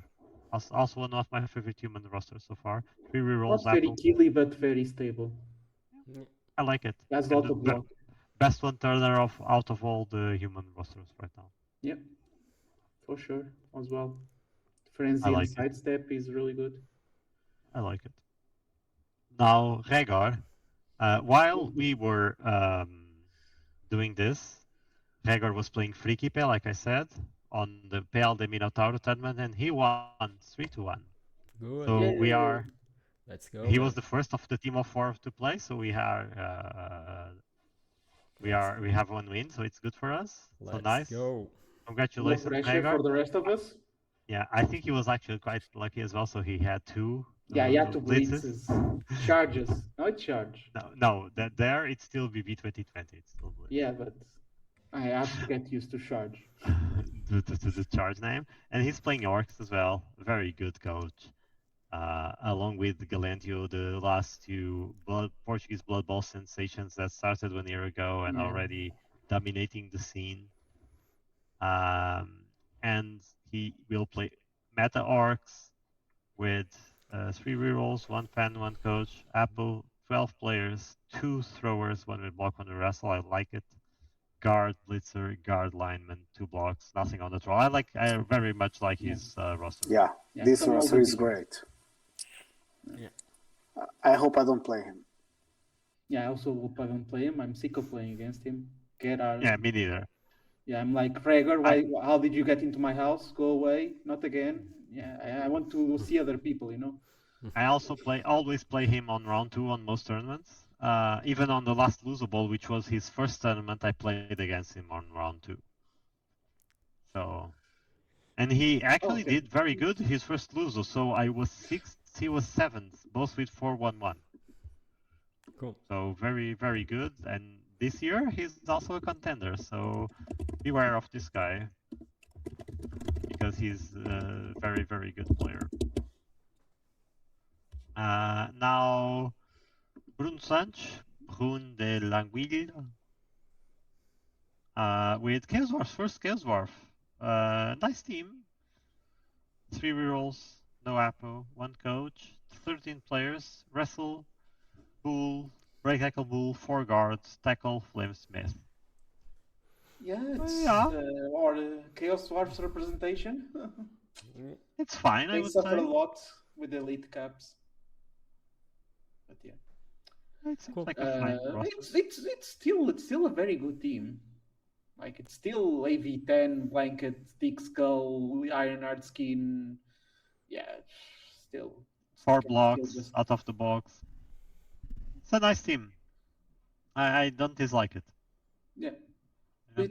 Considering the Nurgle and the Orc meta, it might give them trouble. No. They just won't leave the pitch, basically. No, it's nice. Okay, moving forward. So 5 to go. So Henrique Anjos, so the cousin of Anjos. Yeah, my cousin. Yeah, he's new coach, right? Yeah. That's a nice one. 4 blocks, guard, 2 heads, extra arms, wrestle. Nice. Extra arms is good because you don't have to secure the ball, you can just pick it up and it's the same roll. But I would prefer sure hands because of the 3 balls. No. If you're gonna take it, but yeah, it's a very classic Chaos Chosen build. Like you can't go wrong with the classics. You could have a assistant coach instead of the dedicated fans, but apart from that, solid, I guess. Yeah. For the level of the coach, it's solid. Yeah, I think good roster. Good roster. Sandro is actually one guy that I only played once, but I think he's also a good coach. I think he plays like 1 Blood Bowl match per week. So he sometimes needs, I think, with a bit more practice, he would be very, very good coach. I think he's solid in his positioning. He plays well.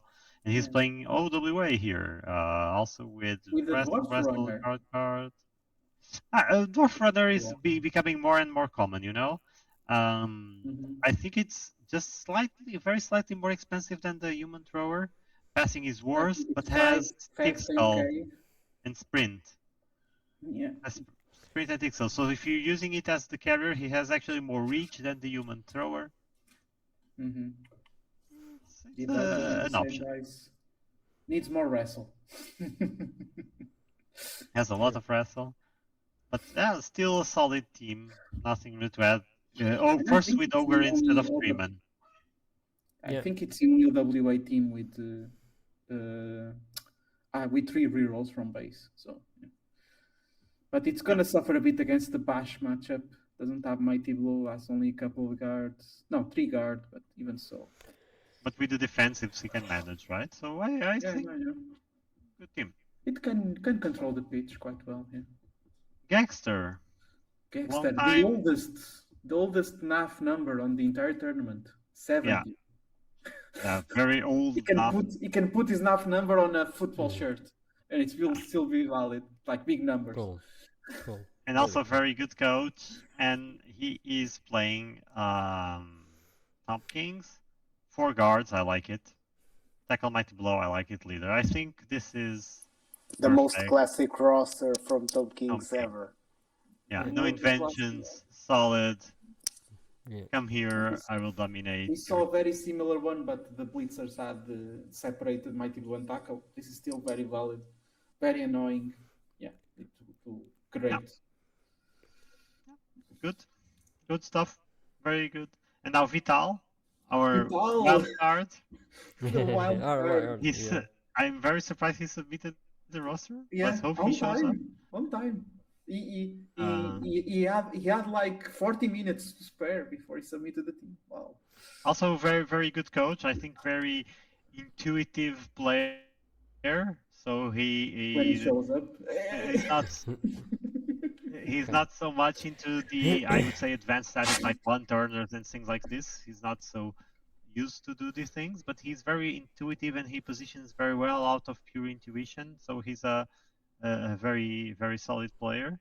Yeah. He hasn't been playing much, so he might struggle, especially with the new rules. Because I at least in tournaments, he didn't play a single tournament with the new rules. But always someone to watch because he's a very good player and a good roster. Good roster. Hope we really bad here. More times. 3 rerolls, solid orc. I think he cannot go wrong with orcs. So. Yeah, it's a very classic orc build. It's very balanced. So the last one, I guess. My mouse decided to automatically. What the fuck is happening? Okay. It's just scrolling up. What the fuck? Let's scroll down. Do you need tech support? Maybe you start from the beginning again. Yeah, we start from the beginning.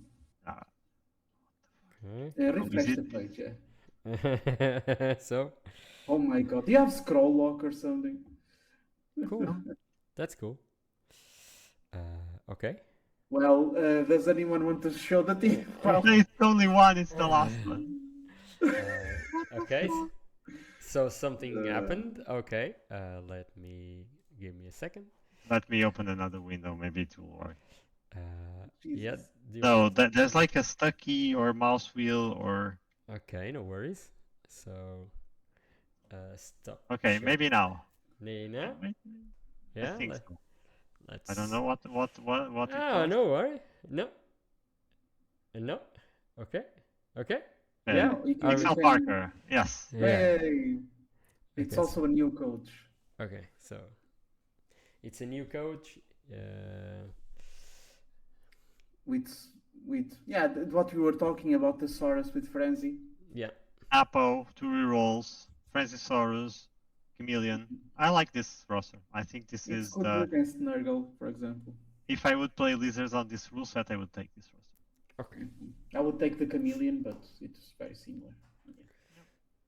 Very nice. And I think we've gone through all the rosters. Yeah, we did. Yep. Yay. Basically almost midnight on the dot, so yeah. Yeah, so it were 3 hours. We have an episode of 3 hours.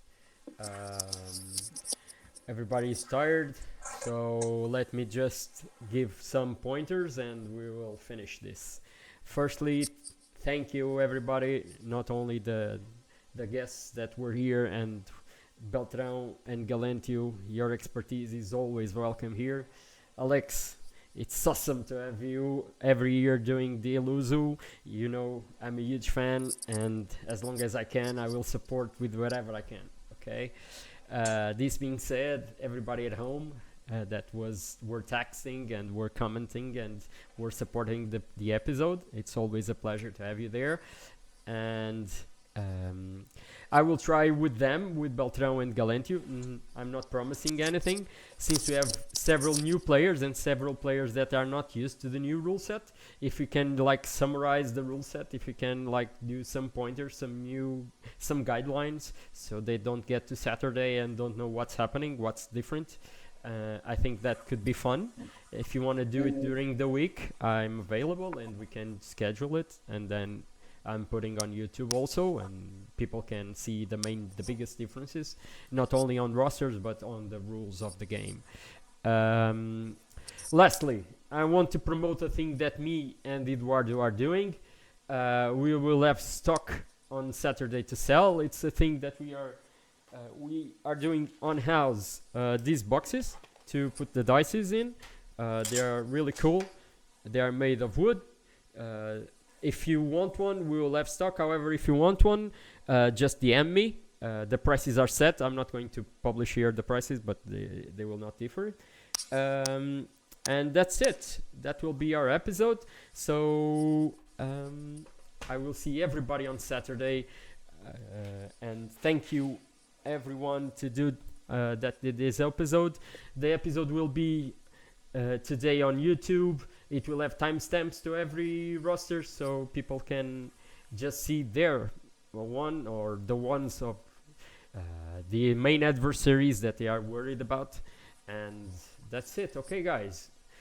Thank you. Really. I'm still a bit under the weather. Sorry for coughing sometimes and so on, but we'll also make the rosters public, right, on Tourplay. So if you check them there, you can always go in Tourplay and check other people's rosters. Yeah. So that's it.